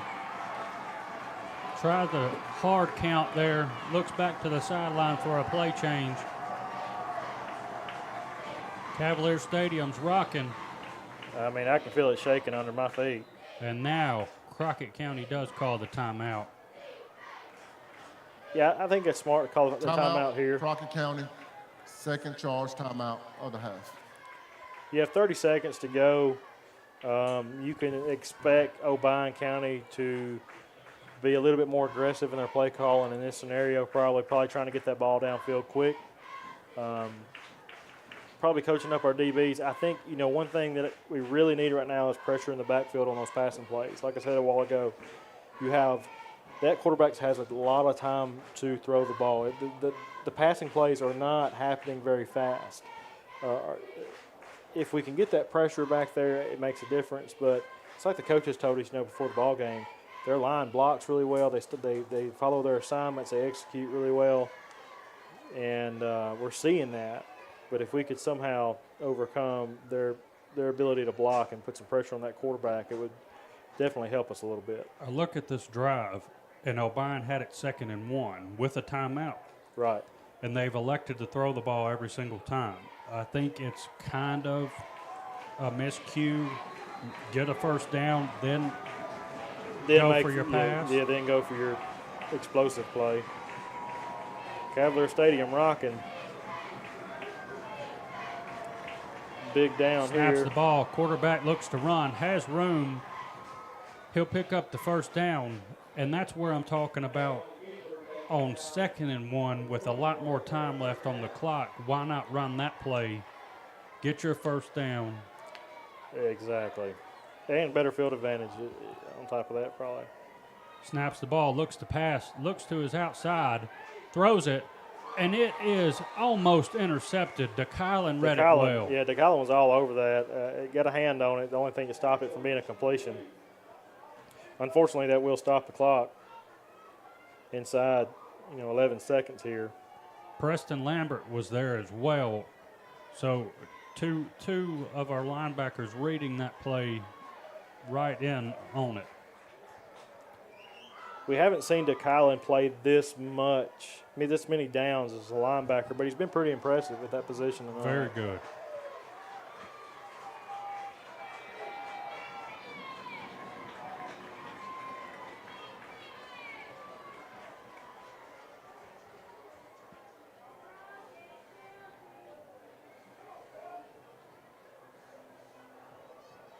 Looks like we have a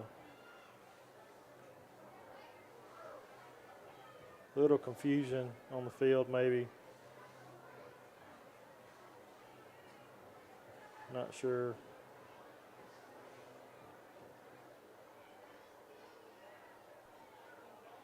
Whitecap is discussing it.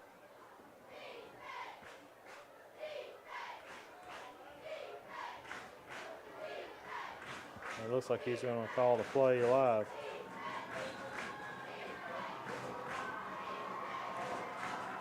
Obion sends receiver out. Looks to pass. Throws it up. Challenges DeKylan. DeKylan comes down with the interception. Great Let's see job. if they give it to him. Yes, sir. Yes, they Crockett did. County interception. DeKylan Woods, 2 big defensive plays. Causes a fumble earlier and now picks that ball off. Yeah, clock winds down to 0. DeKylan saves what might have been a touchdown for Obion. Good. And I watched, as that play developed, DeKylan really watching that quarterback and looking back as he was in his coverage. Great job and really impressive. In the first half of play with our score, Crockett County 20, Obion County Central 7.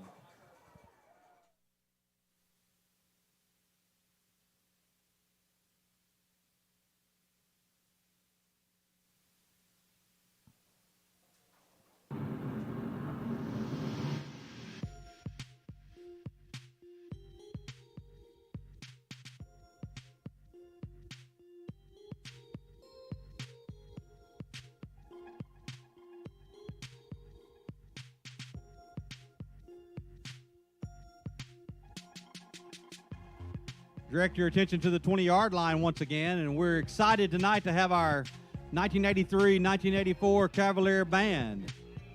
This was an outstanding band, and our original CCH band gave many outstanding performances that year at football games, basketball games, contests, and parades. They were the perfect band for our first year of school. Our first field commander was Miss Mia Jones Diamond.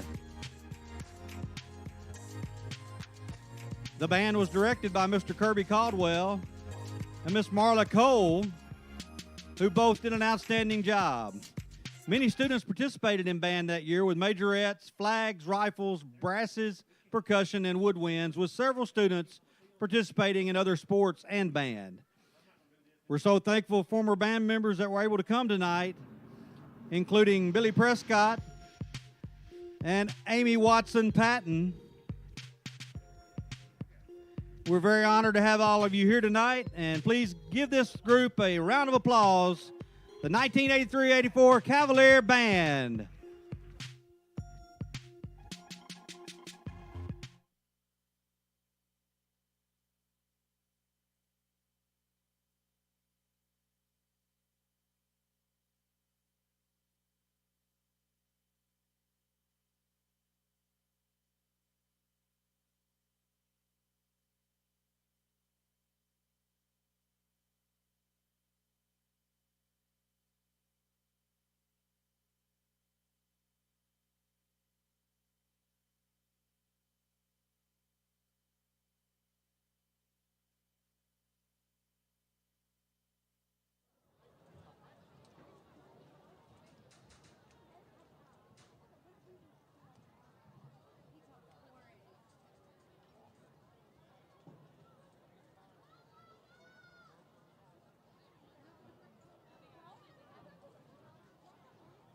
Please welcome to the field your 2023 Marching Cavaliers under the direction of Leah Faust and Karen Barker. Additional staff includes Chloe Lawler, Joseph Gowan, Miranda Long, Anthony Taylor, and Meredith Beach. The 2023 field show, Step Right Up, is based on creepy circus that lures in the patrons and never lets them leave. It features Mozart's De Ere, Tears for Fears' Mad World, DeFella's Ritual Fire Dance, and Fusick's Entrance of the Gladiators. This year's show will feature trumpet solos by Orrin Morey, as well as guard solos by Allie Porter, Skylar Smothers, and Megan McCall. This year's field commander is Chloe Kale. Marching Cavaliers, you may take the field in exhibition.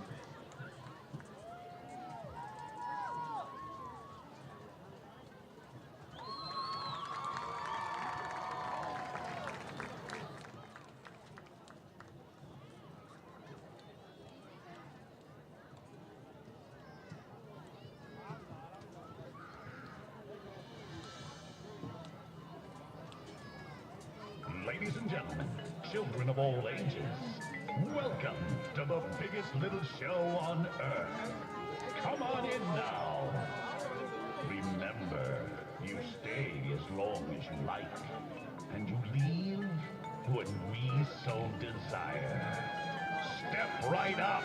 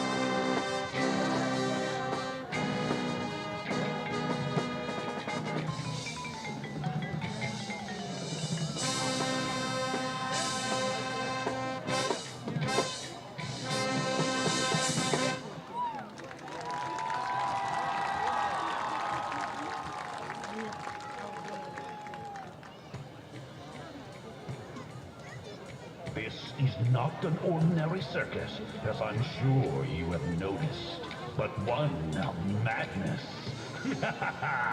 Madness in a mad world.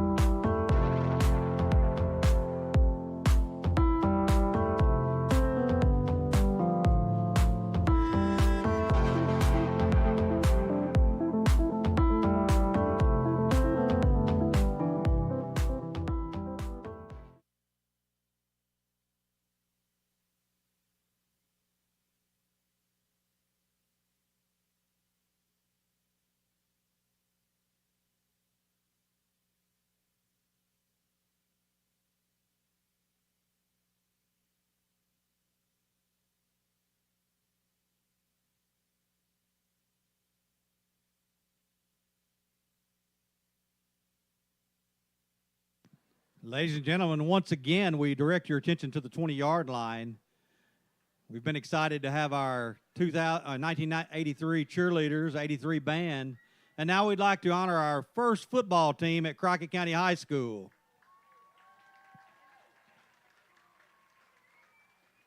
The 1983 Crockett County High School head football coach was the late Mr. Ron Mahundro. Coach Mahundro was an outstanding leader of young men and was loved by all his players. Assisting Mr. Mahundro was Mr. Jimmy Ward, Mr. Dan Black, Mr. Steve Ramsey, and Mr. Tony Dawson. The 1983 team got off to a great start that year. Although they lost their first game, they won the next 2 games in a row until several injuries really impacted the team. The coaches and team worked hard and competed until the end of that year, winning their last game of the season on our home field. Several players on the team played college football. Nathan Alexander and Eddie Churchwell both saw playing time at the University of Memphis, while Kevin Ellison played at Tennessee State and returned here to coach football for many seasons. We're proud of this group and what they've been able to accomplish. The players that we have here with us tonight are Kurt Carter, Jim Knox, Charlie Castellaw, Tim Bond, Nathan Alexander, Kevin Ellison, Boone Parlow, and the coaches from that team that are here tonight with us, Mr. Dan Black, and Rammer, Mr. Steve Ramsey. We appreciate them coming out tonight, and we want to take this opportunity to give them a round of applause. The 1983 Crockett County Cavalier football team.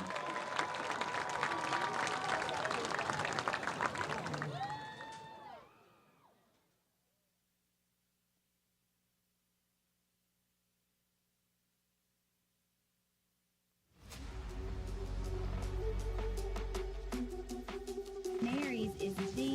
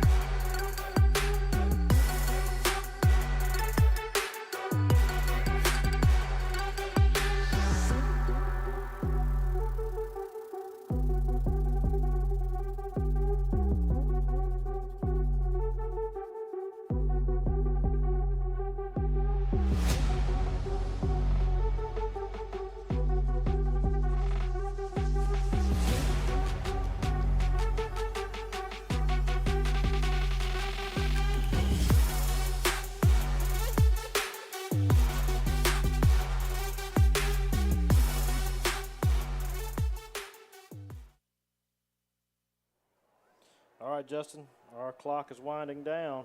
We are at 0 seconds left on the clock for halftime. Officials back on the field. Crockett County warming up, making their way to the sideline. Right now, our score, Crockett County 20, Obion Central 7. Feels like the clock changes to 2 minutes and 45 seconds. Justin, it's a pretty exciting first half for, I think, both teams, really. Obion had several mistakes that probably affected them and their score as well.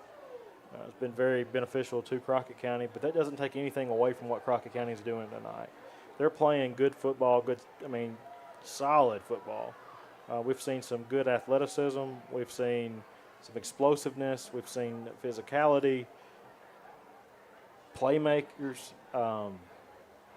I'm pretty excited about this ball game. I hope the second half continues to go as the first half did, with us having offensive success and defensive success. What's your thoughts? You look at this game and you notice much greater presence of physicality on our end. Defense is flying to the ball and laying licks. Our backs are running the ball hard. On the keepers, Grayson Lambert is lowering his shoulder. You said it when Deuce ran the ball. He normally shies away from the contact, but he goes into plays looking for contact here in this game, and that's kind of unusual for him. But I think the physicality, that spark is there tonight. The Kylan Woods on defense has really sparked the defense. Overall, we're clicking on all cylinders. We are, and as we always say, there's going to be a few coaches are going to make a few adjustments during halftime. It always happens. Very rare is a coach going to go in at halftime and say, hey, y'all just keep doing what you're doing. They're going to say, let's improve in these different areas. And I'm sure that's the case so far tonight during our halftime. I can't say enough about these Crockett County coaches either. I'm watching them down here. They're really, bragging on these kids. They're getting them fired up. They're bought into these kids. I love seeing that, a coaching staff that does care about the kids. That's exciting to see. What we've mentioned before, we've got several ex-Cavaliers that are on this coaching staff, and that number continues to grow through the years. One person in particular is Jack Burgess.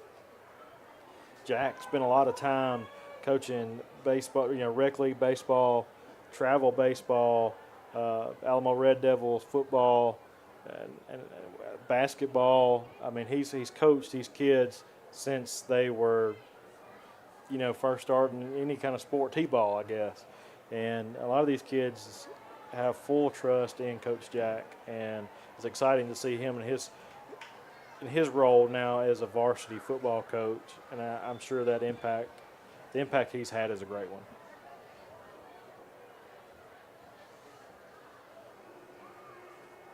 Okay. And we're about to get ready to go. Cavaliers are out there.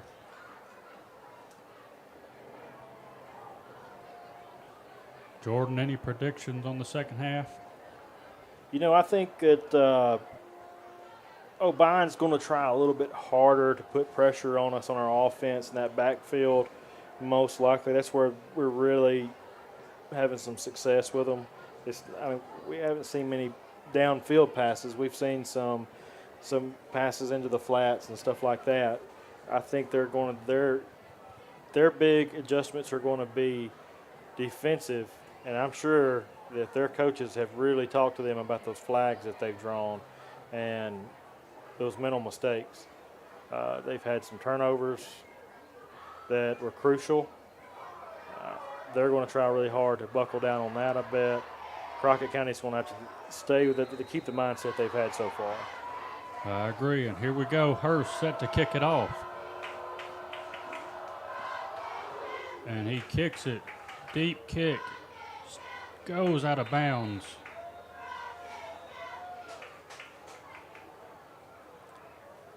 Hurst continues to impress as a first-year kicker. He's missed 2 field goals this year, to my knowledge. Or not field goals, but extra point attempts. But for the most part, he's had several chances to kick those PATs, and he's done pretty well. His percentages are pretty good. He can kick a long ball on the kickoff team. And then Gould is a great punter, too. We've seen some great punts out of him. I agree. Obion, 1st and 10 on the 35-yard line. Snaps the ball, looks to run, has a hole. He runs it hard, still on his feet. But they're going to put him on the 40-yard line.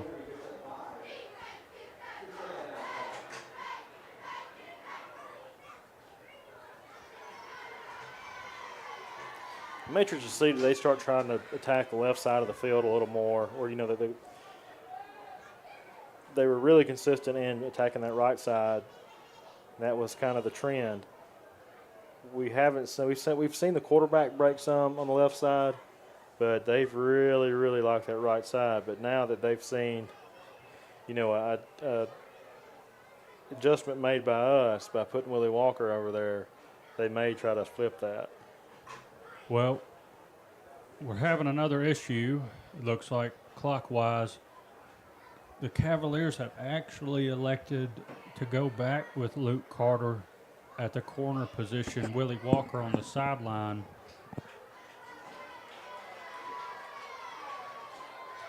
I don't know what we're having a lot of issues out of our clock tonight, so we apologize for that. Try to keep you as updated as we can. Yeah, bear with us. It looks like they're going to be keeping manual clock on the field. And a big hit. Amarian Hobson comes up from the safety position and lays a big lick, but that quarterback picks up a first down for Obion. He's a great runner. For clarification, I want people to understand that the clock widely is not controlled here in the press box. There's actually an official on the field that controls that time clock, and it requires some technology, sometimes wireless, sometimes wired technology to control that. Obion snap, handoff. Gabe Dupree meets him. He's going to be tackled right at the line of scrimmage, no gain.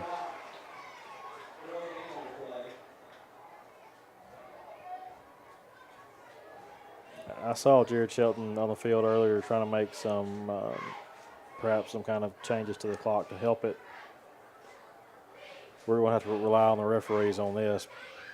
Maybe they find a fix between now and the end of the game. So we're 2nd and 10, Obion.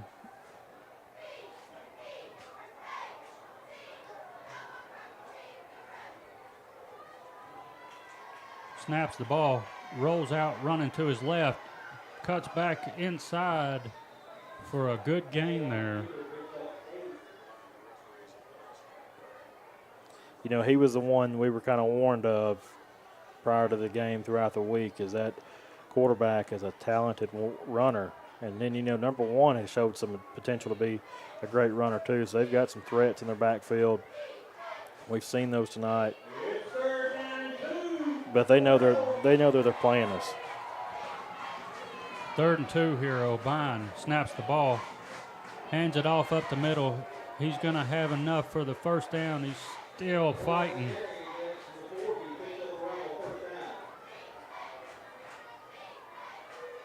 So to put Obion into Cavalier territory, where they will be 1st and 10 on Crockett County's 40.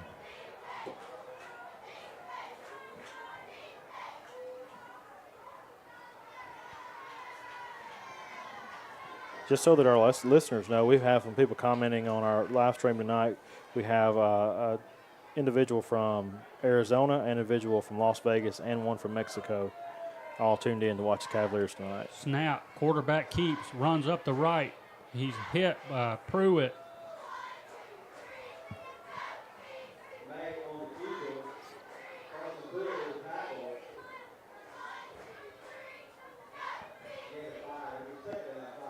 Second and 5 for Obion.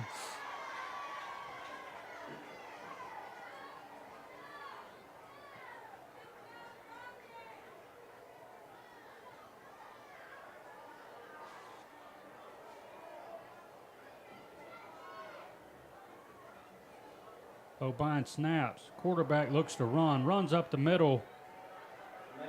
He's going to have enough for the first down. He's going to move the chains as Obion comes out in the second half.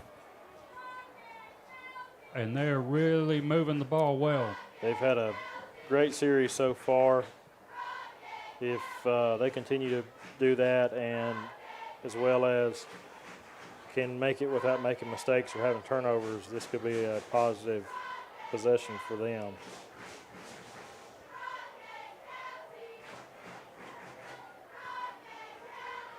Sends him in motion, snaps the ball, handoff, jet sweep to the outside. He looks to bounce it where he's met by Antoine Hobson, and another great defensive play. On that jet play. sweep, again, playing sideline to sideline on that jet sweep is the most important aspect of a defensive response to it, and they did a great job at that. Carson Pruitt comes in to clean that up, and he lays a big hit. Obion loses a yard there. Crockett County has been very physical tonight, and you love to see that.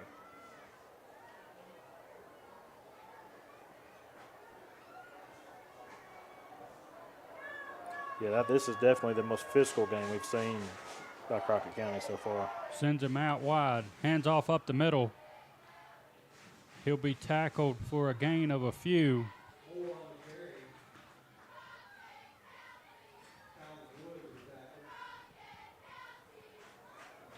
It's going to bring up third down for Obion County.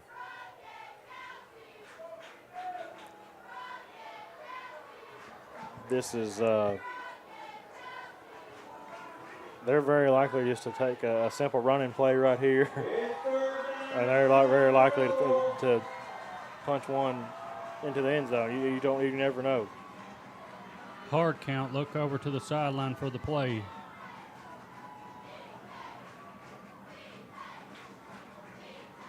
Snaps the ball. Handoff, looks for room. There's really nowhere. He tries to bounce it. Demo Pickens there, wraps him up. Going to bring up a fourth down for Obion County. Great defensive series right there.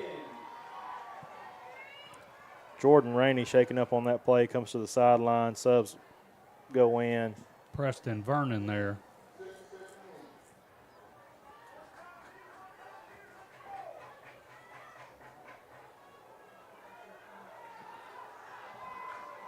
So the defense looks to come up with a big stop.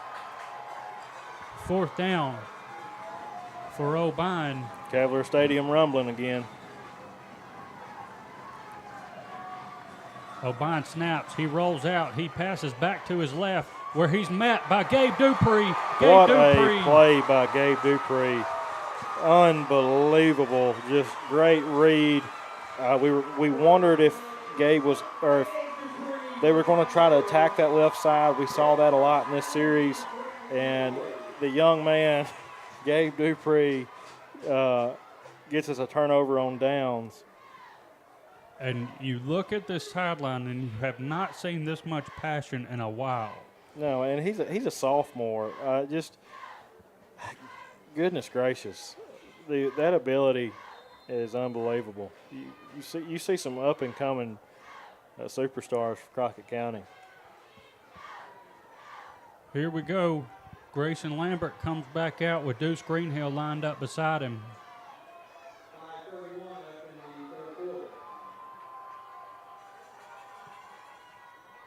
Sends Demo in motion.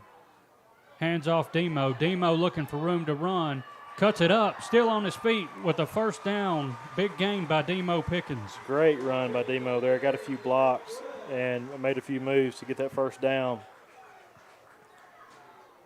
Our clock still is not running. We have no data to report to you as far as where that clock sits.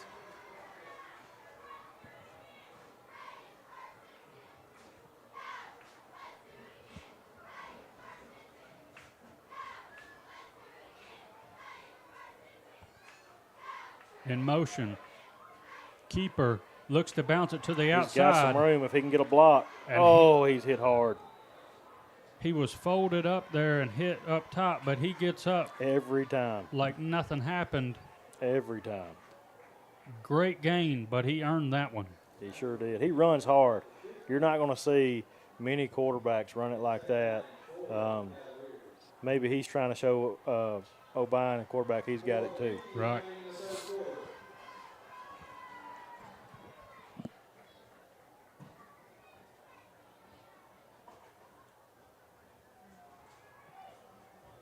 Plays being signaled in.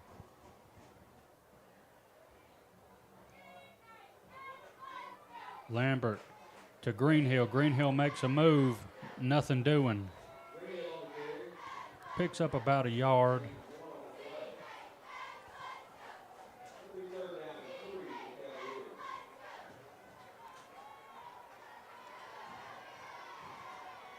Coach Tyler Gadlin throwing that, or giving that play in.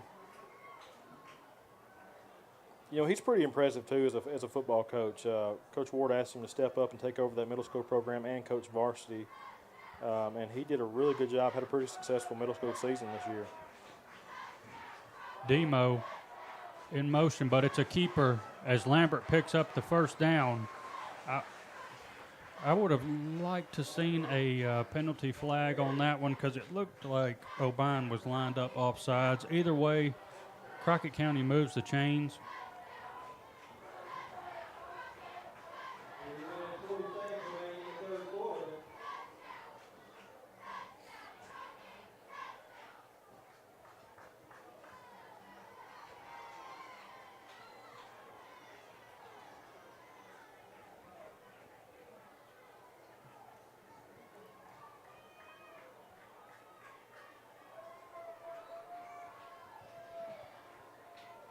Lambert snap. Greenhill looks to run. Runs up the middle. Met. Gain of a few there.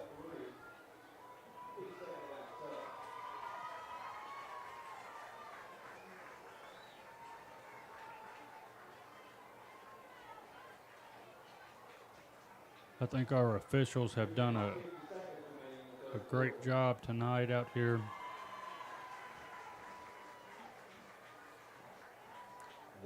They're careful not to miss anything. Sends him in motion, snaps the ball, fakes the handoff, rolls out, throws it deep. Hobson, and there's a penalty flag for a defensive pass interference. And it is justified by the looks of it. That was a simple call to make.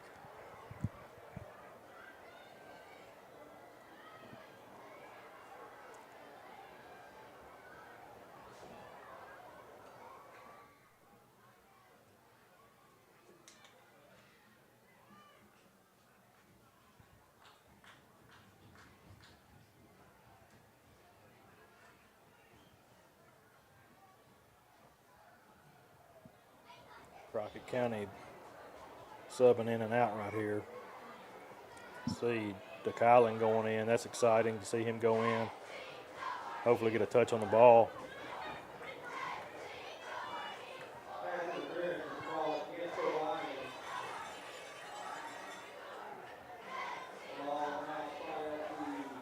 As Jordan said, DeKylan comes in lined up with Grayson Lambert. You got Antoine Hobson out wide, Demo Pickens out wide, Willie Walker out wide.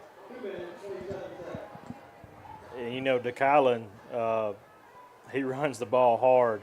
Obion better be ready for him. Jake Knox up to block for him, a very physical sophomore himself.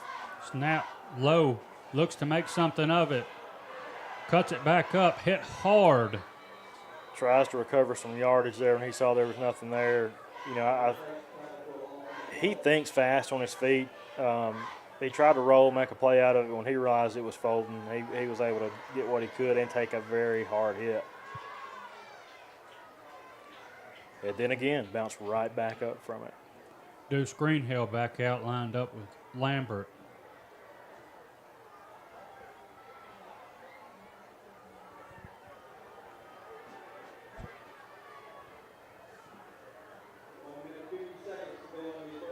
One minute, 50 seconds left. Craig Cochran just informed the crowd. Grayson, snap, throws it up. Willie Walker, and let's see. No flag called as of yet. I would have liked to seen one, but don't always get what you want. There was a mismatch, and the play was there.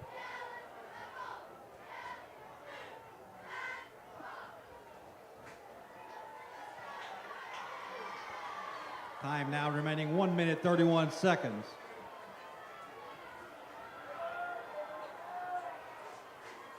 Lambert snap, looks to throw, throws back to Hobson, a little high.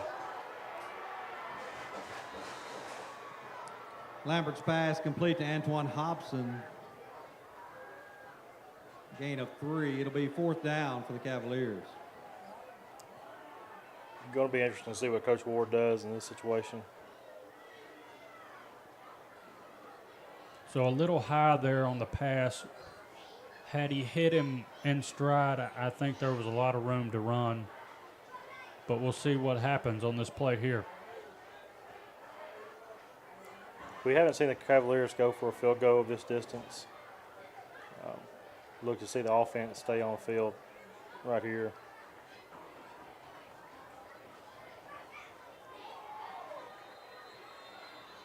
We got a whistle, and the Cavaliers will take a timeout. Timeout, Cavaliers.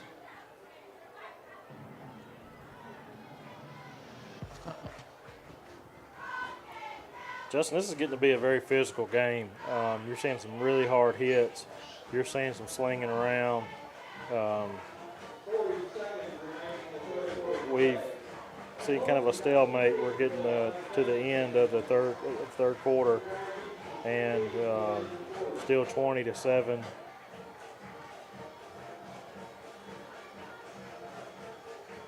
And I think, honestly, I think it's going to just come down to which team can be more physical on this drive right here.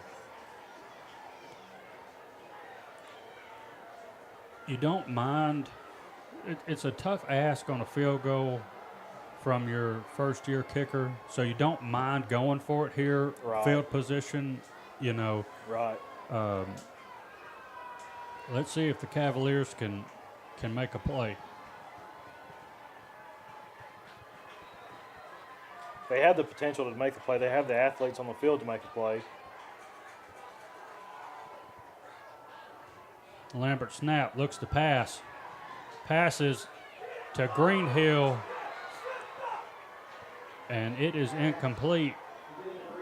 No flags on the field. That'll be a turnover on downs. Pretty good ball thrown into double coverage. A lot of pressure during that decision to be made. Like I said earlier, Lambert's not getting very much time at all to throw that ball. He said he has to make that decision very quick.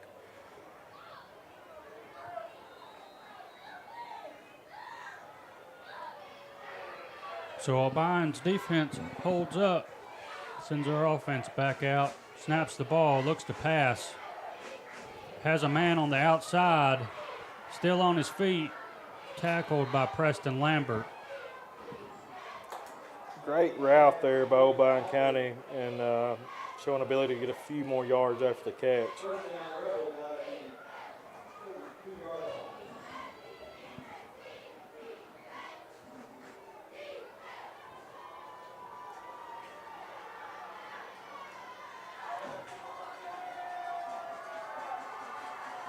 Obion snaps, looks to pass to the outside. Lambert rushes up, makes a tackle. Preston Lambert on the tackle there. Short gain for Obion. Looks to be the fourth quarter. Third quarter comes to an end. Crockett County 20, Obion 7. Preston Lambert has been extremely consistent in tackles. You don't see him miss tackles, especially in the open field areas. He manages to move the ball really well. Great linebacker, and has the ability to play offense as well.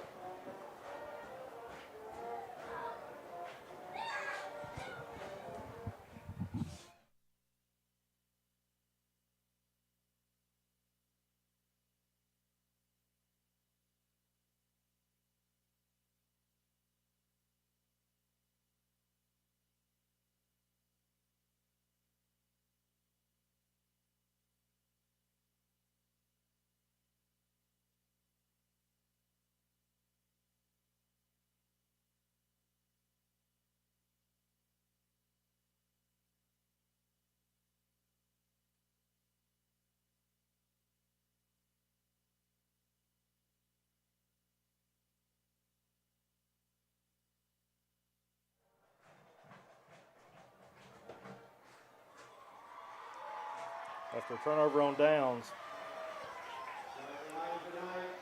Crockett County defense on the field. To Kylan Wood back on the field.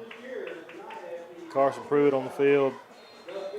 Jake Knox, as well as Preston Lambert.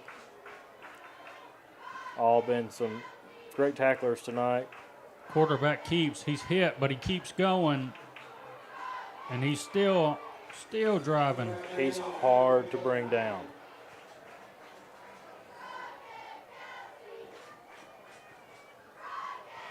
I thought we may have had our clock issues fixed, but the clock did not start there, so I'm not sure that we have that. Yeah, they managed to get 12 minutes back up there, but they can't seem to get it to run. I'm sure they'll call the scoreboard company and get that fixed. You know, we're so reliant upon technology now, and when it breaks down, we really don't know what to do sometimes.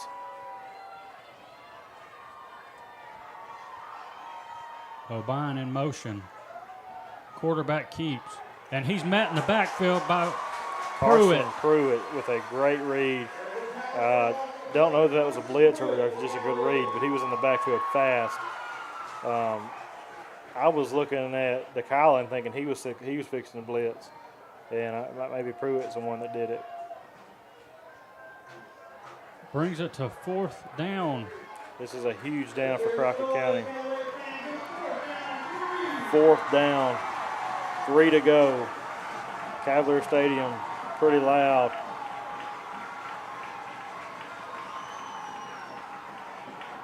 Tries a hard count, looks to the sideline for the play.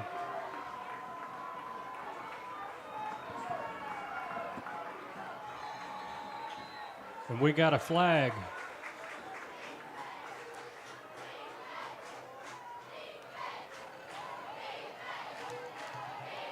Delay a game, offense, 5-yard penalty, repeat, 4th down.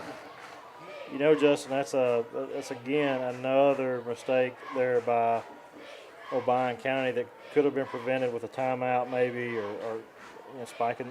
I couldn't spike the ball, but it lost the down. But just not really sure what was going on there. It makes this down a lot harder for them.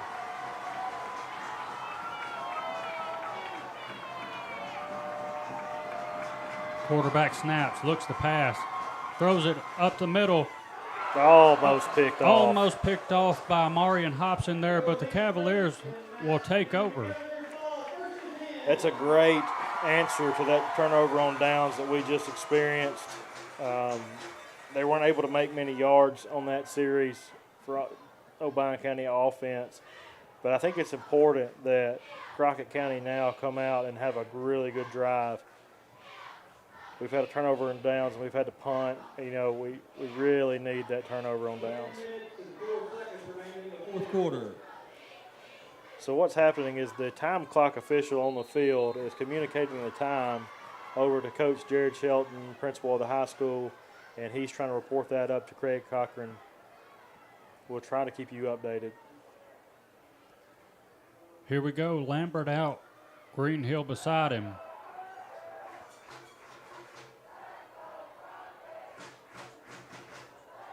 Grayson snap, quarterback keep, looks to run, picks up a lot of yards, still on his feet as he keeps driving. Lyman pushing him, Jake Knox Quarterback Lambert pushing on the him. keeper picks up 9 yards. Great job Second there. down and 1.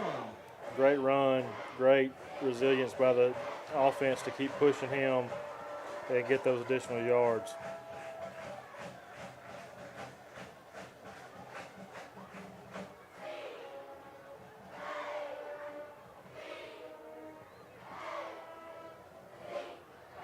Here we go, checking wristbands. The play is in. Lambert sends Demo in motion, fakes the handoff, looks for his blocks, and he picks up the 1st down.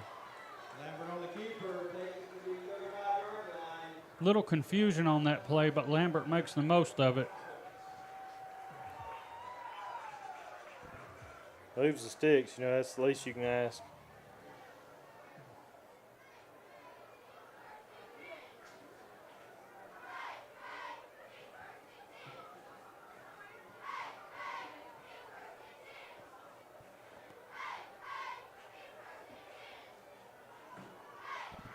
Lambert snaps. Greenhill up the middle. Falls forward.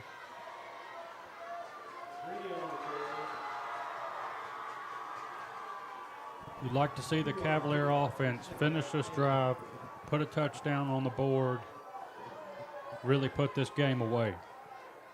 Yeah, that's right. You're coming up on 2nd and 8. 8:45 remaining in the fourth quarter. 8 minutes, 45 seconds. 8 minutes and 45 seconds remaining in the fourth quarter. We could really use a little bit larger spread on the scoreboard. Lambert snap. Handoff Greenhill. Greenhill bounces it, looks to cut it back up. Will pick up the first down. Deuce Greenhill on the carry. Moves the chains. Great run. Another first down. Deep into Obion territory at this point.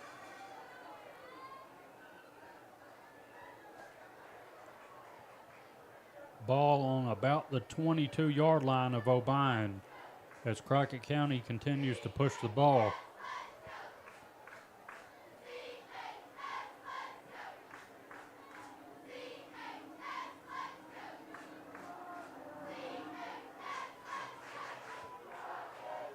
Snap. Handoff. Greenhill looks to bounce it. Has one man to beat. Wraps him up. Tries to get over him, but he wrapped him up. Gain of 4 yards for Greenhill. Second down, 6.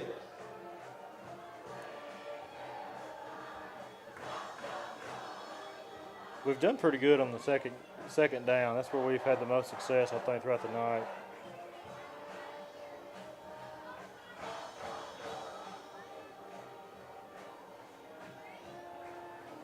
Cavalier Stadium going to be pretty loud with the song Sweet Caroline.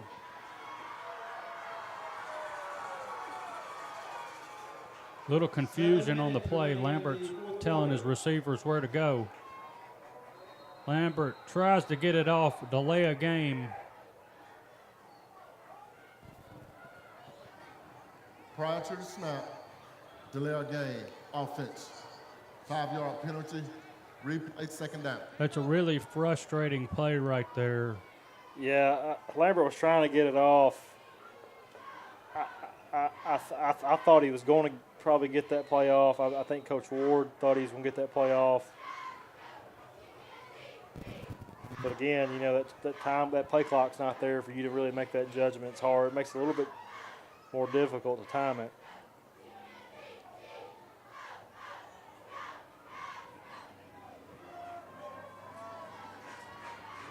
Grayson Lambert snaps the ball, pitches it to Deuce on the outside with room to run. Up the sideline, he's going, and he'll be pushed out about the 6-7 yard line. And they put him on the 8. That'll bring up 1st and goal for Crockett County. It's 1st down and goal, Cavaliers at the 8-yard line.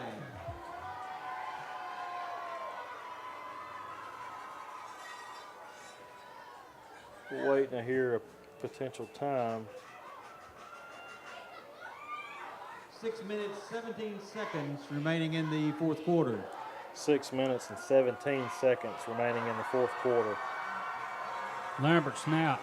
Handoff Greenhill, cuts it back up. He's wrapped up quick. Handoff to Greenhill. Short game.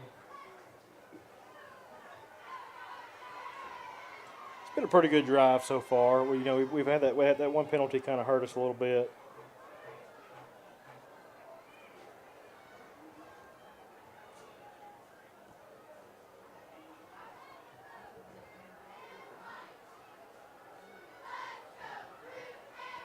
Play call coming in. Taking their time, winding the clock out. Lambert pitches it outside. Deuce Greenhill breaks the tackle, looks for room, and he scores. Deuce Greenhill in for the Cavalier touchdown. He goes into the end zone for the Cavaliers. We needed that. That was a really important touchdown right there. We should be well inside 6 minutes left to play by now, maybe even closer to being inside 5 minutes. And we have a pretty good spread at this point. 5:32 now to go in the fourth quarter. 5.5 minutes Xavier left to Hurst play. gets ready to attempt the extra point. Snap, hold, kick. And he puts it in. Crockett County 27, Obion 7.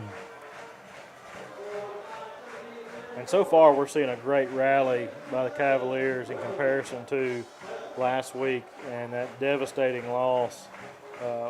They're fired up. Their attitudes are great tonight. I think that shows resilience from the team, that to be able to bounce back and have a pretty successful game. The game's far from over. A lot can happen in 5.5 minutes, but things are looking really well for us.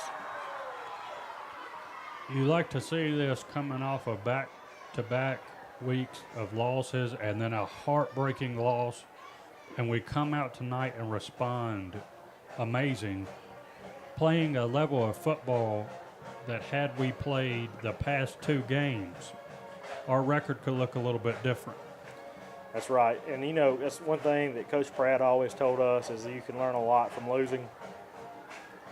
In fact, you're going to learn more from losing than you're going to learn from winning. Absolutely. And I think that may be the case with these Cavaliers. Hurst kicks it. Chance to return for Obion. He's running, tries to get to the outside. DeKylan's there, but he cuts it up, still running. They will not call for a fair catch. That's just not their nature. And it appears we may have an Obion player down, shaking up on the play. That being the case, we're going to go to a short break. Now they're going to be able to get him off the field, it appears, and he is going to walk off on his own. Always great to see that. So we will stay on. Shelton looks to be communicating with referees, trying to keep the time. Now remaining in the fourth quarter. There you go.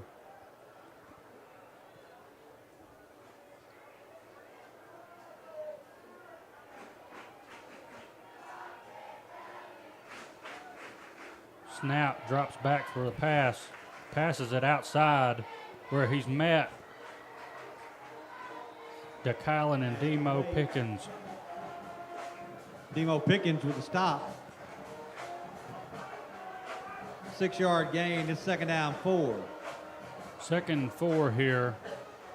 Obion moving the ball. Like to see the defense tighten down. Play. 5 minutes to play in the fourth quarter. Snap, rolls to his left, looks for a pass. Rolls back out after pressure, looks to run the ball.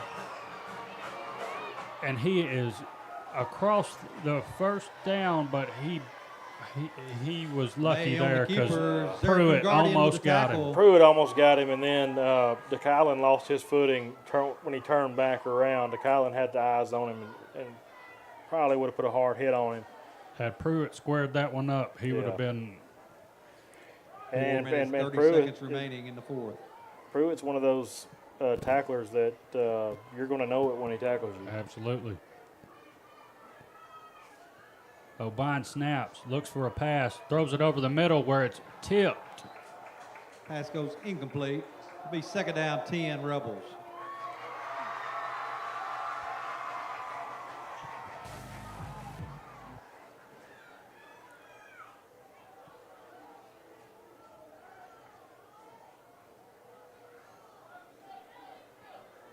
Be great to see, another big stop by that Cavalier defense, turnover on downs, something like that, and let us control that clock going forward.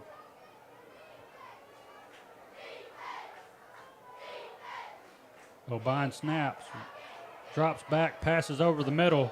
It's up in the air. Antoine Hobson picks it off. He's got a return. He's looking to run. He's trying to find the blockers. He's got room. He's running down the field. He's going to make a significant gain. Great play, Antoine Hobson.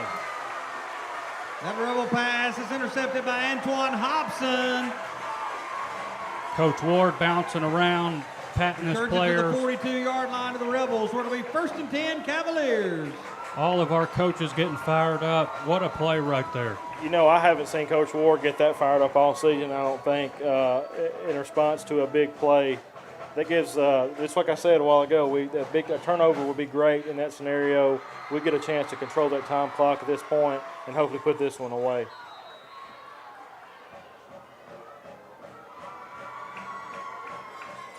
Three minutes, 53 seconds remain in the fourth. 3:53 remaining here as Crockett County has a lead, 27-7. Offense back on the field after the big interception by Antoine Hobson. Lambert, snap, handoff, nope, keeper. What a great read by Lambert on that keeper. one. You know, he's consistent, and when he pulls that ball to keep it, he typically is going to make a pretty good run on it. He sees that 9 on the play. It'll be second down 1 for the Cavaliers. He sees if there's a hole. He sees if there's a chance that it's better to pull it. He's not just pulling it for selfish reasons. And a great play there, holding it as long as he could.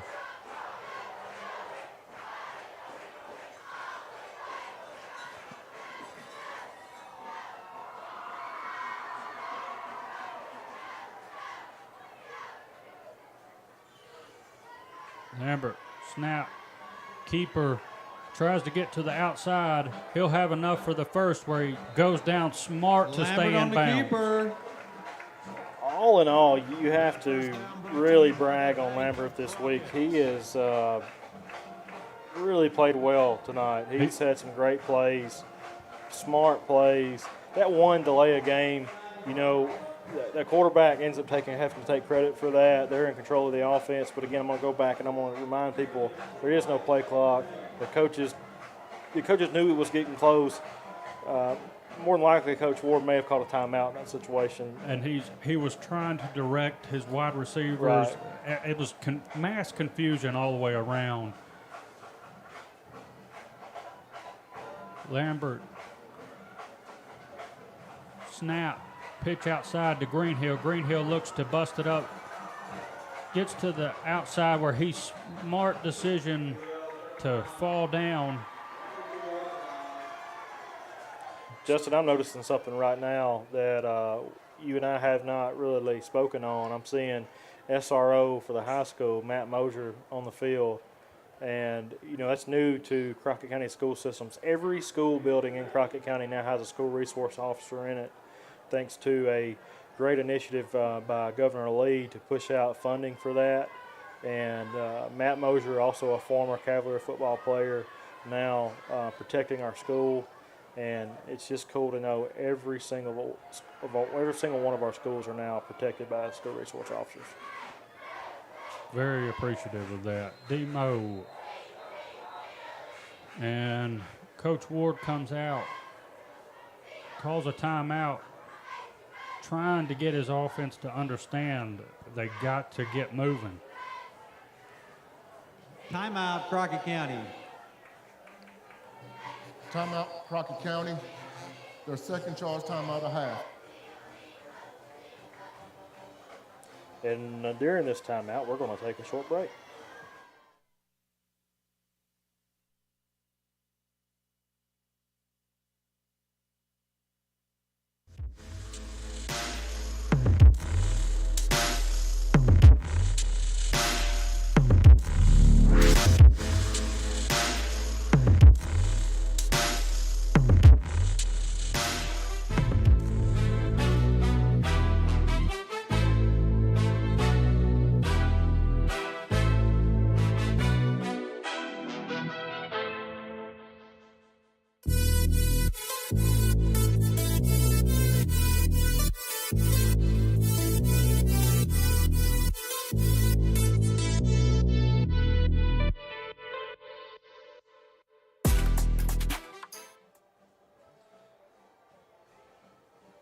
Coming back after a timeout.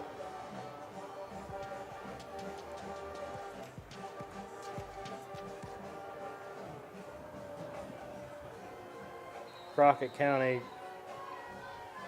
calling a timeout to prevent a potential delay of game.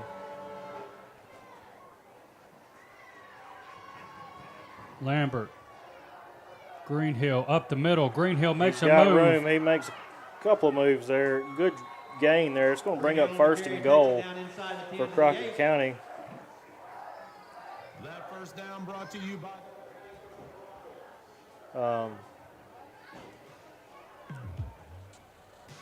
Waiting to hear a time.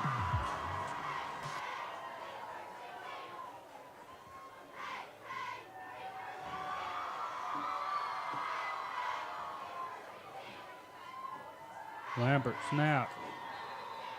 He'll kneel. Lambert takes a knee. We're inside of 1 minute. Crockett County will secure the victory tonight, a region win over Obion as they allow the clock to run down. Crockett County 27, Obion 7, as Crockett County comes out with a lot more intensity, a lot more drive tonight. This was a different ball team than we've seen the past few weeks. You know, I said that earlier in the first quarter, and I was really hopeful that intensity and that drive continued throughout, and it did. And I mean, if you see these Cavaliers right now, they're excited. They're proud of this win, coming off two consecutive losses in the last 2 weeks. One being absolutely devastating. Still gives us an opportunity to compete for a region championship. Still gives us an opportunity to get in that playoff bracket. And this football season is ticking away. And so far we've seen we're having a winning season, and things are looking good. We haven't seen significant injuries since the preseason, and things are looking really good. I mean, what's your take, Justin? So you look for your team to respond, and we looked for it last week, and we really didn't get it. And now you come out tonight and you show what kind of football team you really are. In this game, I was told through different, predictions, different polls, that we were the underdog by 2 touchdowns here, and we win by 3 touchdowns. So, And I continuously heard that we were the underdogs. People were basically basing that on our, last week and the week before. Of course, everybody knows there's some controversy with last week's game, and but whatever, be that as it may, I think we're a good football team, and I think the important thing about tonight is maybe the Cavaliers have really found themselves as a football team tonight, and that's really exciting to see. They can take this momentum, they can use it, and going forward, I'm excited to see next week. absolutely. We appreciate you tuning in with us tonight. We appreciate you trusting us to bring you Cavalier football, and we're so thankful for the blessing God gives us to gather freely like this and enjoy this type of social atmosphere. We hope you have a great weekend. Don't forget about the St. Jude Trail Ride going on this weekend. Go out there and show them your support. We appreciate you again. Have a great weekend, and God bless.